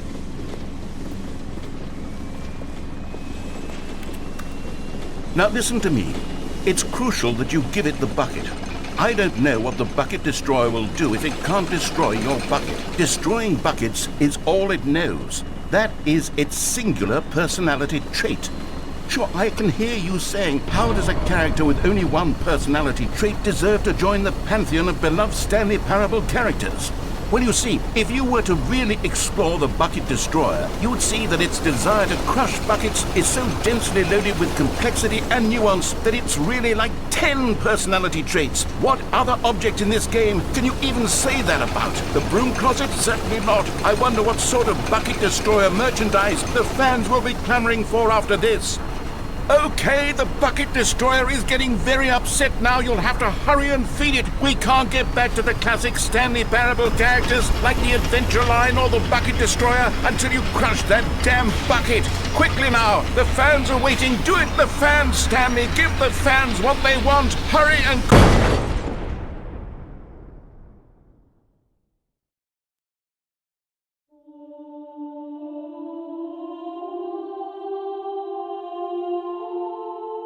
The Bucket Destroyer, my prized creation. You had so much potential.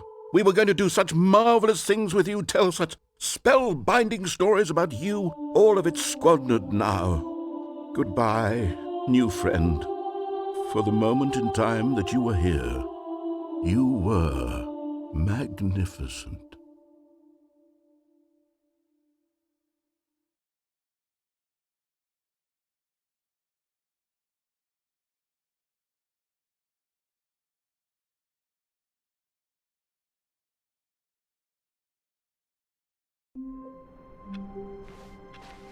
Even now, Stanley's office was a distant memory. What did it look like? There was a computer, perhaps, and a painting. Was it a painting or a photo? He could no longer recall. Where are we going today? The bucket asked. Stanley just smiled. Anywhere they went together would be perfectly fine with him.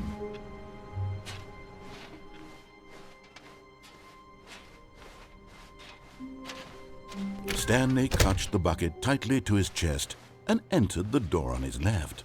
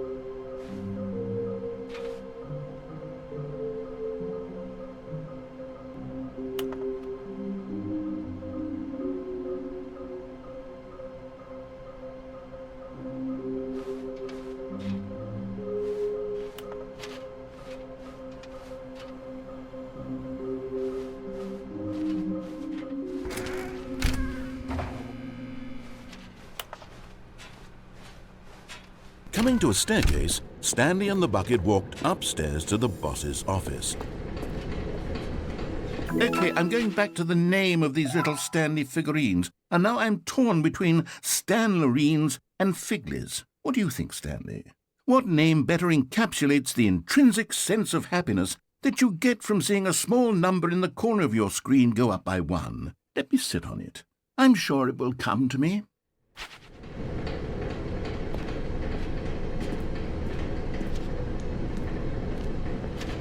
But Stanley just couldn't do it. He considered the possibility of facing his boss, admitting he had left his post during work hours. He might be fired for that. And in such a competitive economy, why had he taken that risk? All because he believed everyone had vanished? His boss would think he was crazy. And then something occurred to Stanley. Maybe, he thought to himself, maybe I am crazy. He looked down at the bucket in his arms. Am I crazy? He asked the bucket. The bucket returned his gaze, but said nothing at all. That's strange, Stanley thought. Usually the bucket is a source of guidance and wisdom for me in difficult times such as these. He held the bucket close, yet felt none of its familiar reassurance and comfort. And that's when Stanley realized, this isn't my bucket. It's just a normal, everyday bucket. Someone else's bucket, perhaps. How did I end up with someone else's bucket? This is all terribly wrong. Surely no good would come from this. Who knows what sorts of bizarre hallucinations Stanley might experience without the psychologically grounding presence of his bucket. And indeed, now he noticed that the rooms were repeating, which was, of course, very odd. And now he felt himself floating off the ground. Oh, gracious, he exclaimed. Without my bucket, I've gone truly mad. Where is it? I must find it. Far off in the distance now, he heard it, calling to him. Stanley! Stanley, it's me, the bucket. Could it truly be? He rushed forward from room to room, passing by one bucket after the next. None of them were his. None of them were his special bucket. Come to me, Stanley. Find me. He had to find the bucket. He had to return to his old friend. It was the only way to truly restore his sanity. And then suddenly, he froze dead in his tracks. He knew where the voice of the bucket had been coming from. The real bucket was inside of him all along. It was incredibly painful. Stanley doubled over in agony and blacked out.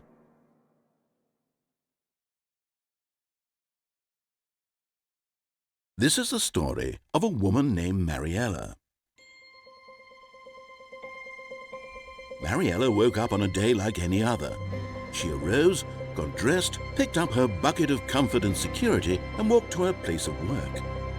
But on this particular day, her walk was interrupted by the body of a man who had stumbled through town, talking and screaming to himself, and then collapsed dead on the sidewalk. Right away, she knew what the problem was. This man had no bucket. Of course he'd gone mad, ranting and raving about a narrator describing all of his actions and how everything is predetermined and free will is an illusion and it's all just a video game. It could all have been prevented if only he'd taken his bucket with him. Perhaps he didn't even realize he'd forgotten his bucket at home in the first place. How cruel the world can be, Mariella thought, and she hugged her own bucket even tighter. But of course, she had no time for this. There were a myriad of confusing problems she would soon have to confront at work, for which her bucket would provide absolute guidance and total clarity on everything. Heck yes, she thought to herself, my life kicks ass. And she backflipped all the way to work.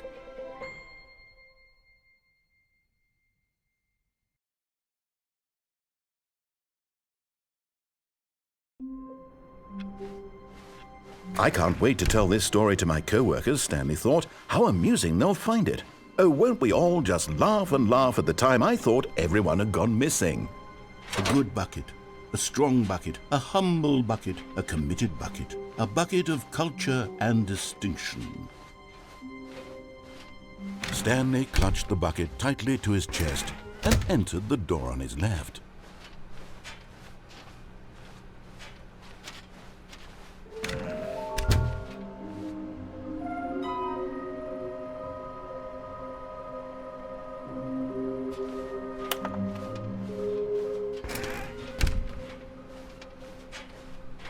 Coming to a staircase, Stanley and the bucket walked upstairs to the boss's office.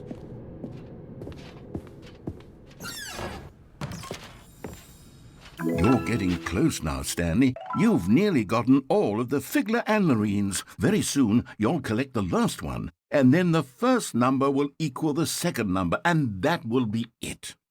We'll be different people by then. Different in the sense that we used to have none of them, and now we have them all. You can't go back to when you had no Figler and Marines. None of us can.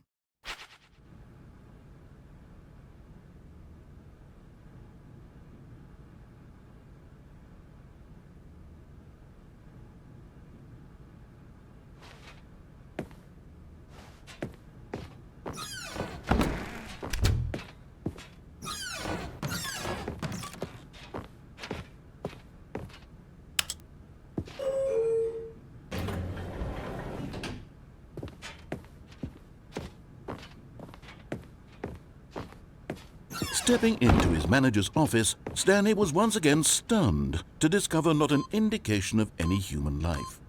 Crushed by the weight of this revelation, Stanley may have broken down into an emotional dumpster fire if not for the soothing presence of the bucket. Even now, in his darkest of hours, did the bucket's warmth and guiding light pierce the dark clouds of confusion and chaos. It would be with him always. The bucket would, and he knew it. The two of them were inseparable. At this point, Stanley was so absorbed in the tender spiritual connection he shared with the bucket that he didn't notice the keypad behind the boss's desk. Nor in his bliss of simply being near the bucket did he have any notion that the PIN number for the keypad was 2845.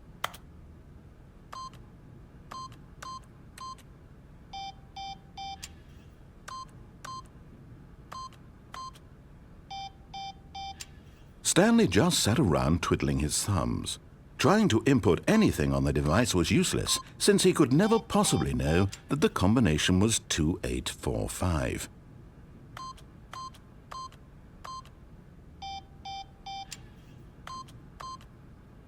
"2845.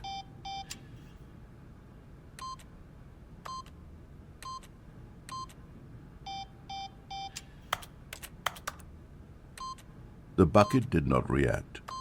Except perhaps... Forgot, but it turns out that the panel's emergency override kicked in, and the door just opened all by itself, and Stanley got the hell along with the story. Well, whoop-de-doo.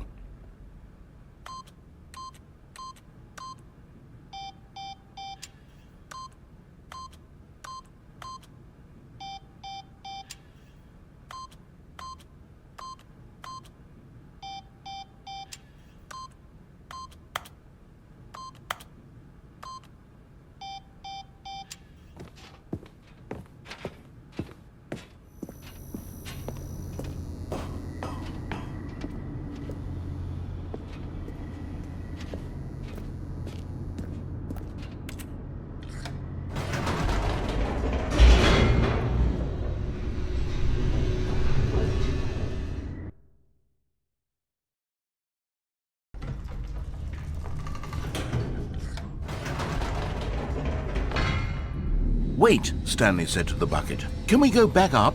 When I was pressing those keypad buttons, there was something very intriguing about the number 3. I want to go back so I can try pressing the number 3 again." The bucket said nothing.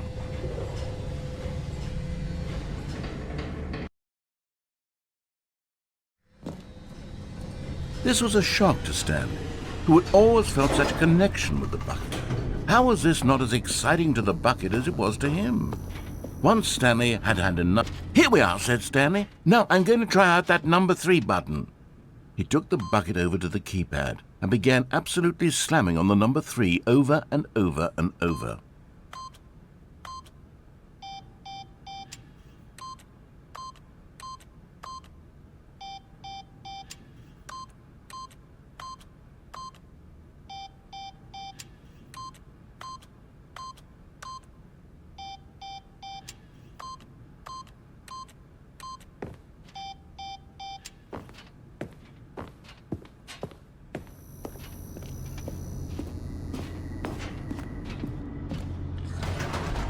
Perhaps the bucket had missed something.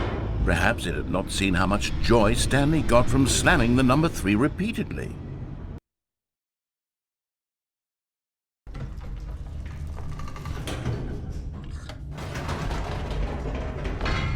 No, said Stanley to the bucket. You can't go on yet. Not till you understand how much the number 3 means to me. You and I have been through so much together, and I just want you to see what I see. Feel the happiness I feel. He smiled at the bucket, and the bucket said nothing.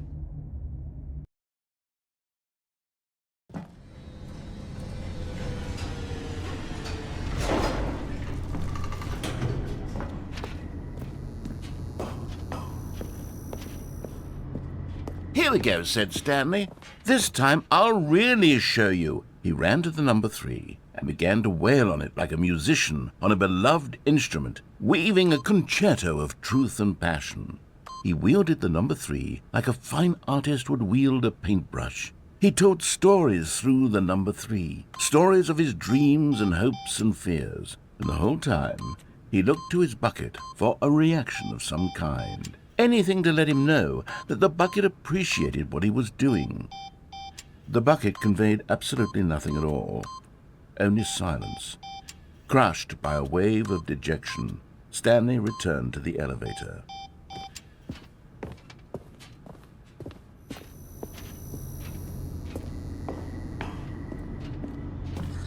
Stanley and the bucket were so close. They'd always been there for one another. Why suddenly could the bucket not connect with this passion of Stanley's? The question caused Stanley to ruminate the whole way down the elevator.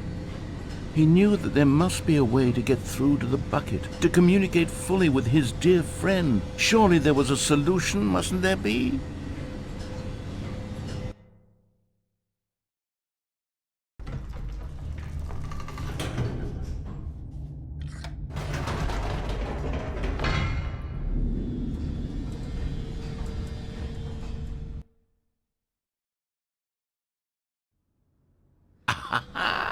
Said Stanley. I know what to do. I know how to fully express this feeling in my heart. He decided right then and there that he would hold a press conference where he would speak to the public on all matters relating to pressing the number 3 over and over. He would elaborate fully on what the number 3 meant to him and why he felt so alive when pressing it. Then the bucket would be able to see his joy through the eyes of others. It would get to see the world react to this discovery of Stanley's. And it would be through the public eye that the bucket would finally understand Stanley's work. For months he advertised and marketed his press conference, building excitement around it, developing and rehearsing it, until it couldn't be refined a single measure further. When the big day arrived, Stanley was as prepared as he'd ever been for anything in his life. This was it. One last chance to win the bucket over. One opportunity to share a true connection with a loved one. There was no one here. Nobody had come to the press conference to hear Stanley speak, to listen to him talk about what it really means to press the number 3 on a keypad over and over. He was unloved, uninteresting, he was a failure, and in that moment Stanley knew that the bucket would never again take him seriously. There would be no connection, no deeper understanding. The bucket merely sat there in his arms, indifferent. And so it began that slowly, over many years, the two of them grew more and more distant. They spoke less and less, neither wishing to state the obvious, that any sense of real respect between them had eroded since that day at the press conference. There would be no more games, no more long conversations about passion and pursuit, only a silence that consumed the space between friends. And Stanley, having for once in his life discovered the warmth and comfort of true companionship, was cast back into the unremarkable normalcy of loneliness.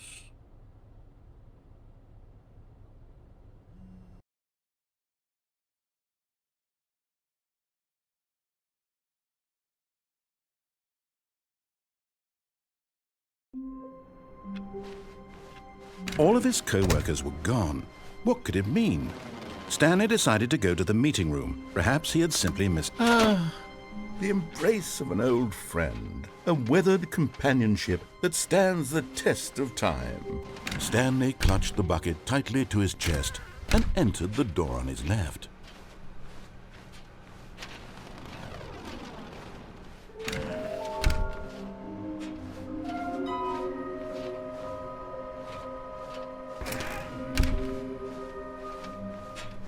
Coming to a staircase, Stanley and the bucket walked upstairs to the boss's office.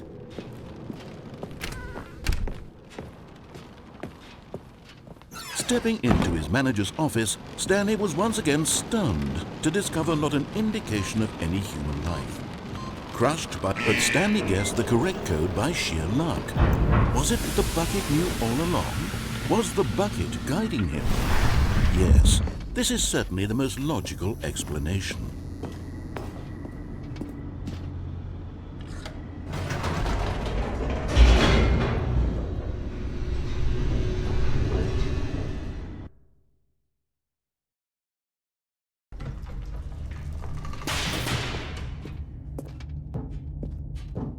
Stanley and the bucket walked straight ahead through the large door that read, Mind Control Facility. Although this passageway had the word escape written on it, the truth was that at the end of this hall, Stanley and the bucket would both meet a violent death.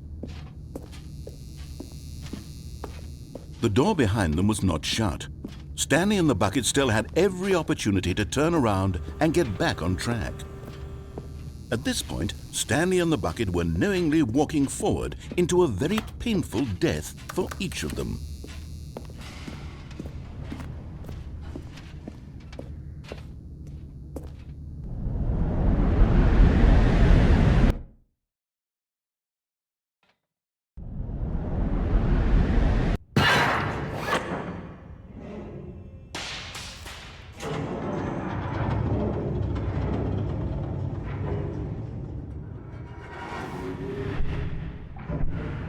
As the machine whirred into motion and Stanley and the bucket inched closer to their demise, Stanley reflected on how meaningless the bucket's warmth and comfort had turned out to be. To be sure, it puts the mind and the soul at ease to embrace the bucket, but what use is a sense of ease when you're about to be crushed to death? This is what Stanley thought to himself, and he sort of kicked himself for wasting so much time carrying a bucket everywhere. Farewell, Stanley.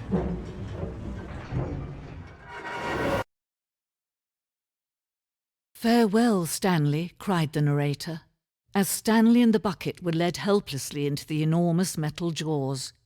In a single visceral instant, the bucket's life came to an end as it was crushed violently to death.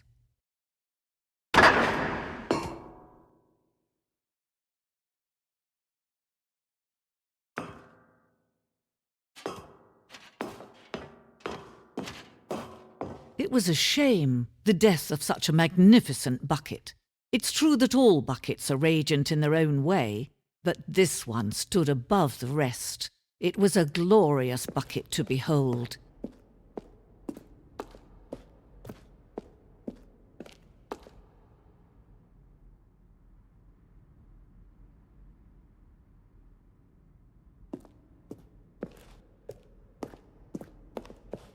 Can you see how arrogant it was for Stanley to take a bucket like this and to claim it for his own? Can you see the hubris that blinded him?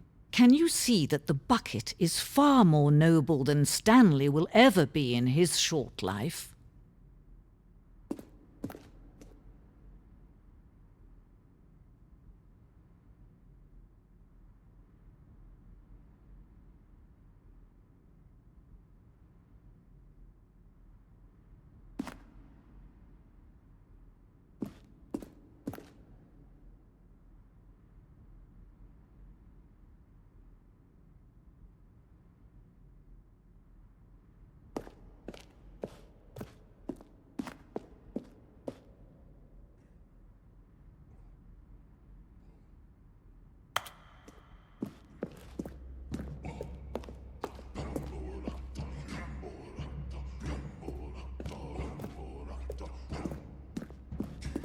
No man can own a bucket, and certainly not a bucket as dazzling to behold as this one.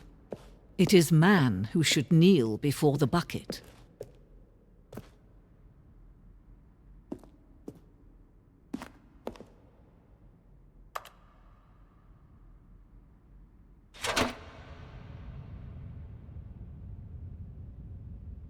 But there is something we can do. Something we can do together, you and I, that will right this terrible wrong. Let Stanley die. Let him be crushed by the machine. Don't reset the game. Don't give him another opportunity to run off with another beautiful bucket. We can save the world's buckets from their treatment as tools and implements if only we let Stanley die together. The bucket shall take its place as ruler, as leader, as commander of a new world, a new vision.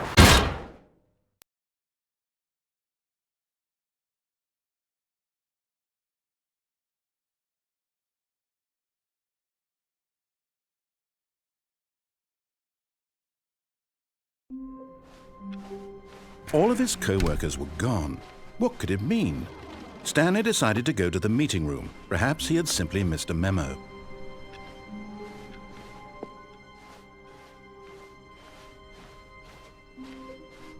When Stanley came to a set of 2 open doors, this was not the correct way to the meeting room, and Stanley knew it perfectly well.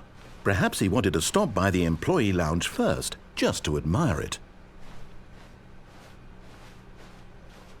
It was okay. But eager to get back to business, Stanley took the first open door on his left. Stanley was so bad at following directions, it's incredible he wasn't fired years ago. Look, Stanley, I think perhaps we've gotten off on the wrong foot here. I'm not your enemy, really, I'm not. I realize that investing your trust in someone else can be difficult, but the fact is that the story has been about nothing but you all this time. There's someone you've been neglecting, Stanley. Someone you... What? Really? I was in the middle of something. Do you have zero consideration for others? Are you that convinced that I want something bad to happen to you? Why, I don't know how to convince you of this, but I really do want to help you, to show you something beautiful. Look, let me prove it. Let me prove that I'm on you. And there it is. The last Stiggly Wiggly. Savor this moment, Stanley. This is a real accomplishment. This is doing something just for the sake of doing it. Where so many people expect to be rewarded for the most trivial achievements, you've insisted that a job well done is its own reward. I would tell you that I'm proud of you for collecting them all, but that would be like a reward, and we can't have that. So, instead I'll just say, it's done. We're all done here, and now we can go to whatever the hell you were doing before you hunted for figurines. Now listen carefully, this is important. Stanley walked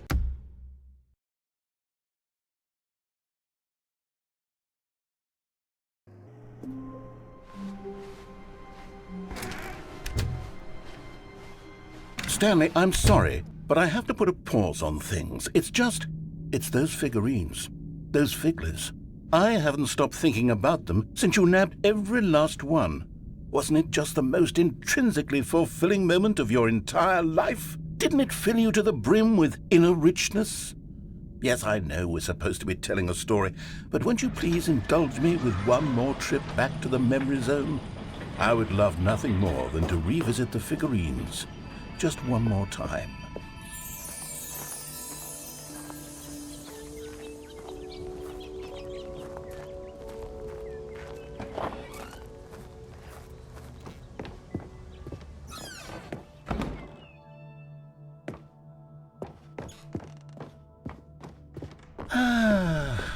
Here's where it all began. The first collectible. Back then, we had no idea of how many of them we'd find. Sure, it said 6 right there on the screen, but how could we know for certain? We were so innocent. We'll never be like that again, Stanley.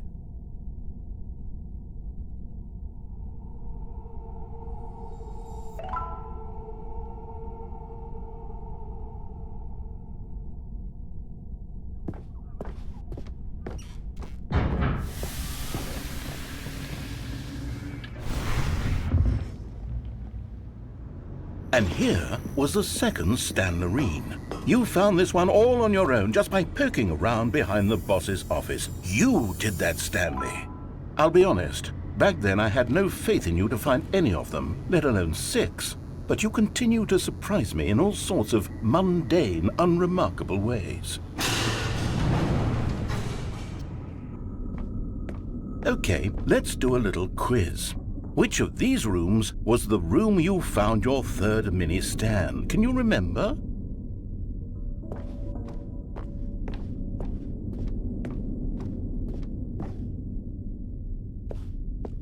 No. Under the stairs was the 4th place you found a Figanley, not the 3rd. Well, I guess perhaps I shouldn't be surprised. Memories like these are so precious and so cherished that they all just sort of blend together, don't they? You know what? If under the stairs feels like the 3rd place you found a collectible, then who am I to go making judgments? Let's see, what came next? Oh yes, we found a Figley in this pink room. Oh, well, I can't actually say I remember being in this room, but it's here in the memory zone, so it must have happened.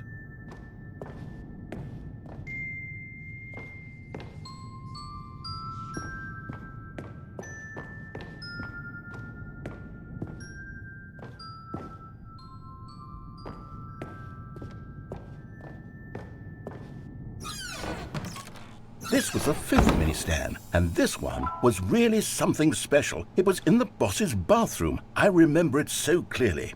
In fact, because this one is particularly special to me, I made a little video to commemorate the occasion. Enjoy.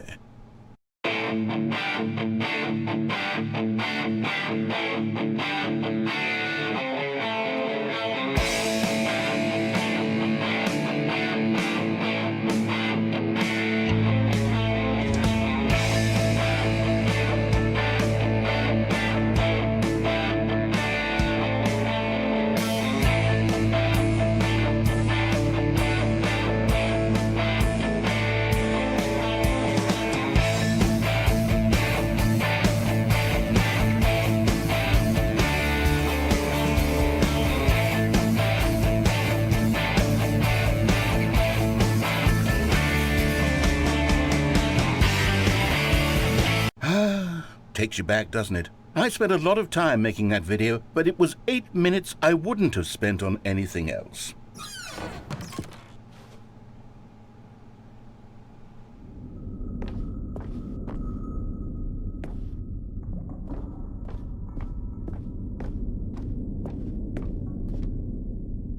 And then, Stanley, then we came to the last collectible, the final figurine, right here by the red and blue doors. This memory is the most distinct and clear in my mind, perhaps because it was the one that happened more recently than all the others.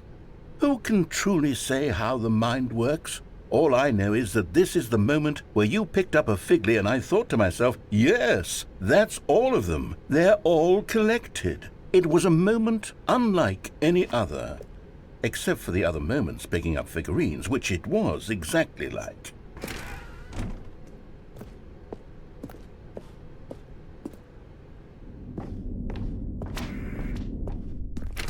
And then there was no more, because we've caught up to the present moment. Nothing left to do but move onward into the future. Goodbye, Memory Zone.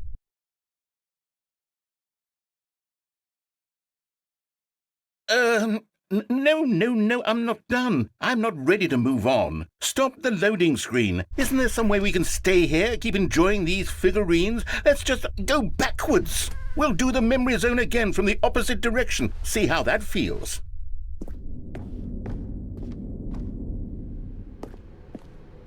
Okay, yes, the room with the red and blue doors. I remember this. I must say, of all the figurines we looked at in our initial tour of the memory zone, this one is the most distinct and clear in my mind. Let's keep going. I want more.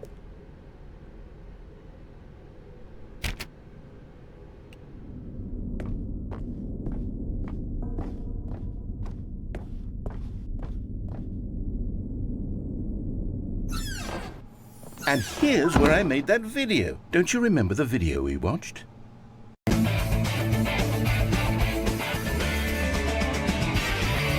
Yes, I love that video.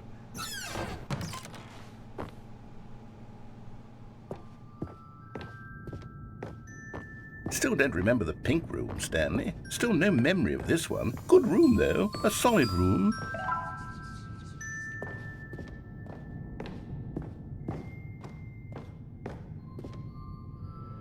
These really were a treat to hunt down. You know, if there had been any kind of reward for finding all of these, it really would have neutered the intrinsic joy of collecting them. I'm very glad we resisted the temptation. Next one.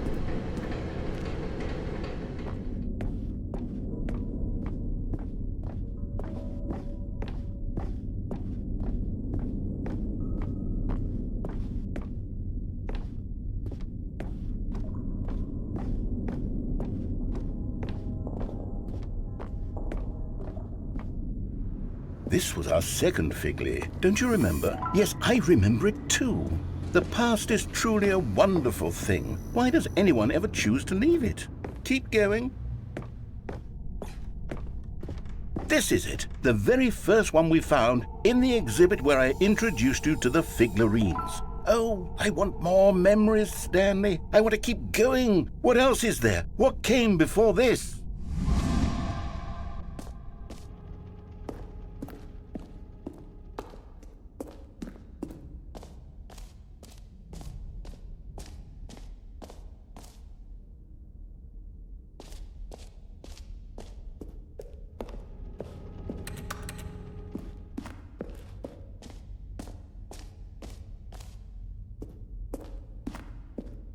Look, it's the terrible new content that we were originally sold on. I remember hating it back then, but time does put a rosy filter on everything. In fact, I dare say I'm actually quite fond of it now. Look how much fun the past is. I want more. More memories.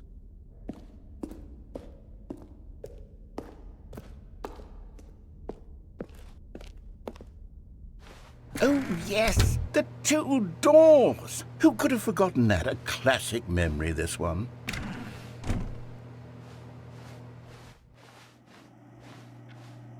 And before everything else, there was your office. Is there anything else? Was there something that came before your office? There's something I feel I can remember. I can remember. Yes, I'm remembering something now. I remember before this whole story got started. Back then I was different. I used to make big decisions. I was passionate. I was skeptical. I weighed each decision with profound thoughtfulness. And then somewhere along the way, I stopped making decisions. I became lazy, and I came up with a character named Stanley to do my thinking for me. He would make the decisions, he would decide which way to go. I would cheer him on as he collected figurines for no reason. Why did I invent Stanley? Was I lonely? Yes, perhaps that's it. Perhaps I needed to imagine I had companionship. And Stanley really did make for a wonderful companion, even if he was a fiction. But I suppose it's grown old. I want to think for myself again. I want to go back to how it used to be. Yes, I can be on my own again. I can do it. I'll be stronger this time. I'll take care of myself. I don't need Stanley anymore. Oh, but he truly was so much fun to play with. You know what? Since we're in the memory zone, how about one more good memory? Let's go back just once and give Stanley one more run of the office, and then I'll retire him for good. I did enjoy telling his story so very much. Okay, here we go. This is the story of a man named Stanley.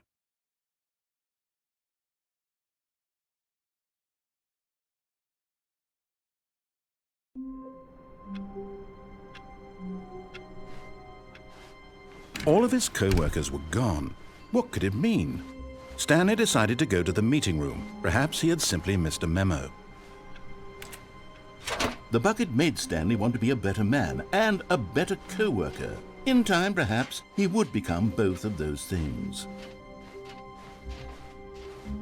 Stanley clutched the bucket tightly to his chest and entered the door on his left. Still no one was here. Stanley needed the bucket's warmth and comfort now more than ever. Perhaps his boss's office was where he'd find answers.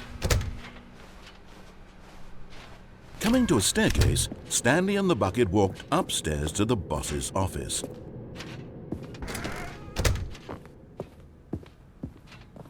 Stepping into his manager's office, Stanley was once again stunned to discover not an indication of any human life.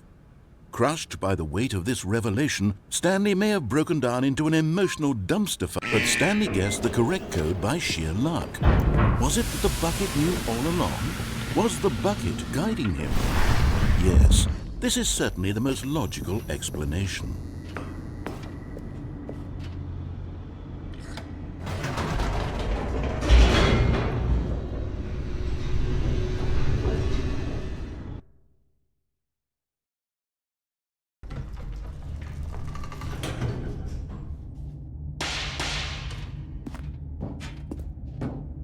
Stanley and the bucket walked straight ahead through the large door that read, Mind Control Facility.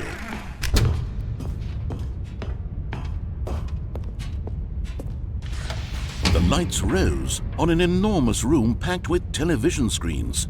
What horrible secret did this place hold? Stanley and the bucket both wondered to themselves.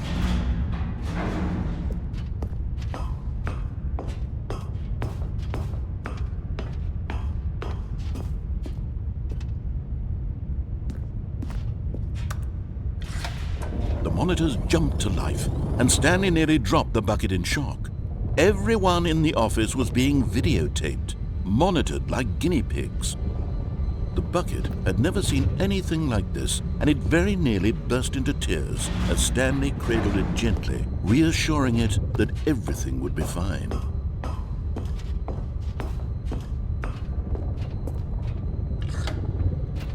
Was the bucket under the mind control facility's influence as well? Had the bucket been told to do things it didn't wish to do? What kinds of things does a bucket want to do or not want to do in the first place? These questions raced furiously in Stanley's feeble mind.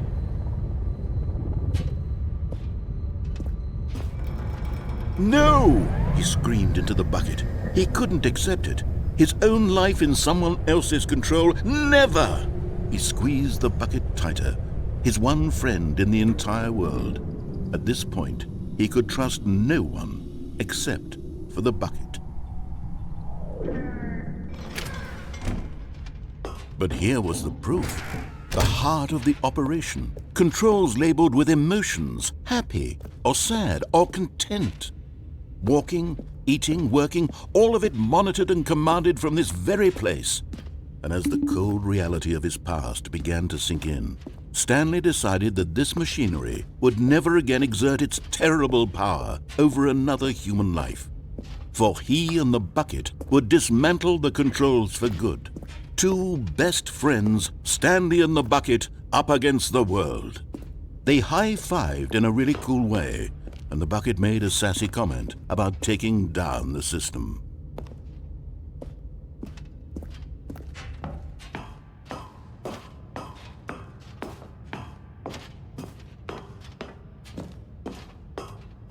When at last they came to the source of the room's power, Stanley and the bucket knew it was their obligation to put an end to this horrible place and to everything it stood for. But at the last second, the bucket jumped in and pressed the button to turn on the controls. Stanley gasped in horror. Had this been the bucket's plan all along? To take over the machine and claim the power for itself? How could the bucket have betrayed him like this? Stanley was prepared to throw the bucket away in disgust when suddenly an image appeared upon the enormous screen. Birds. Silly, silly birds. The control buttons became active again.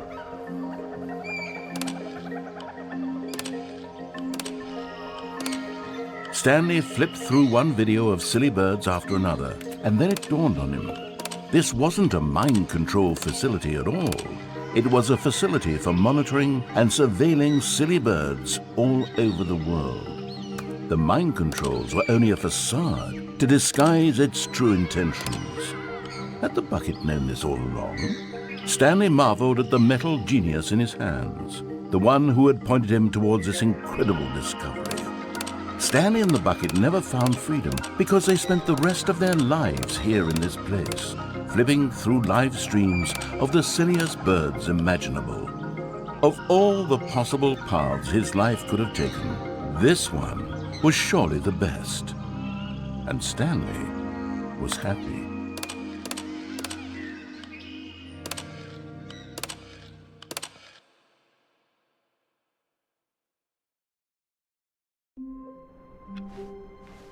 How long was I sitting there? Stanley wondered to himself. Minutes?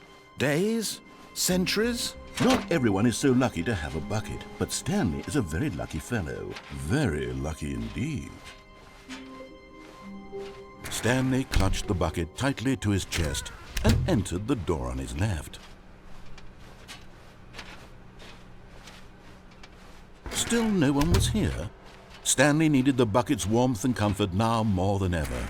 Perhaps his boss's office was where he'd find answers. Coming to a staircase, Stanley and the bucket walked upstairs to the boss's office.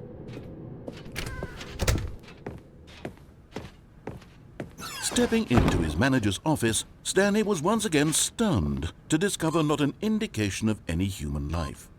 Crushed by the weight of this revelation, Stanley may have broken down into an emotional dumpster fire if not for the soothing presence of the bucket. Even now, in his darkest of hours, did the bucket's warmth and guiding light pierce the dark clouds of confusion and chaos. It would be with him always. The bucket would. And he knew it. The two of them, but Stanley guessed the correct code by sheer luck. Was it that the bucket knew all along? Was the bucket guiding him? Yes, this is certainly the most logical explanation.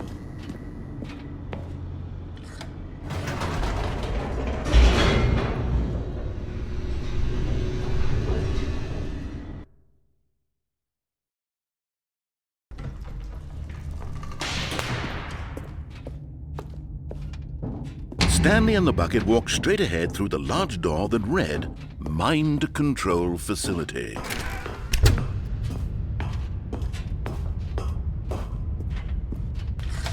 The lights rose on an enormous room packed with television screens. What horrible secret did this place hold? Stanley and the bucket both wondered to themselves.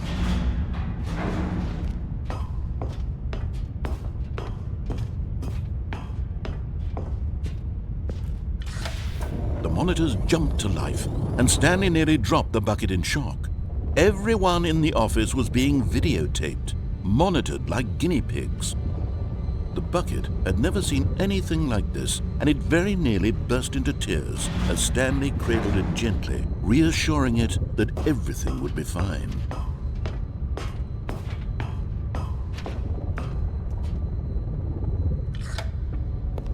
Was the bucket under the mind control facility's influence as well? Had the bucket been told to do things it didn't wish to do? What kinds of things does a bucket want to do or not want to do in the first place? These questions raced furiously in Stanley's feeble mind. No! He screamed into the bucket. He couldn't accept it. His own life in someone else's control, never! He squeezed the bucket tighter, his one friend in the entire world. At this point, he could trust no one except for the bucket.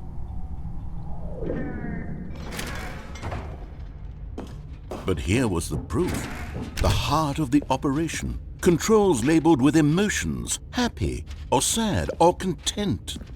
Walking, eating, working, all of it monitored and commanded from this very place. And as the cold reality of his past began to sink in, Stanley decided that this machinery would never again exert its terrible power over another human life. For he and the bucket would dismantle the controls for good. Two best friends, Stanley and the bucket, up against the world. They high-fived in a really cool way, and the bucket made a sassy comment about taking down the system.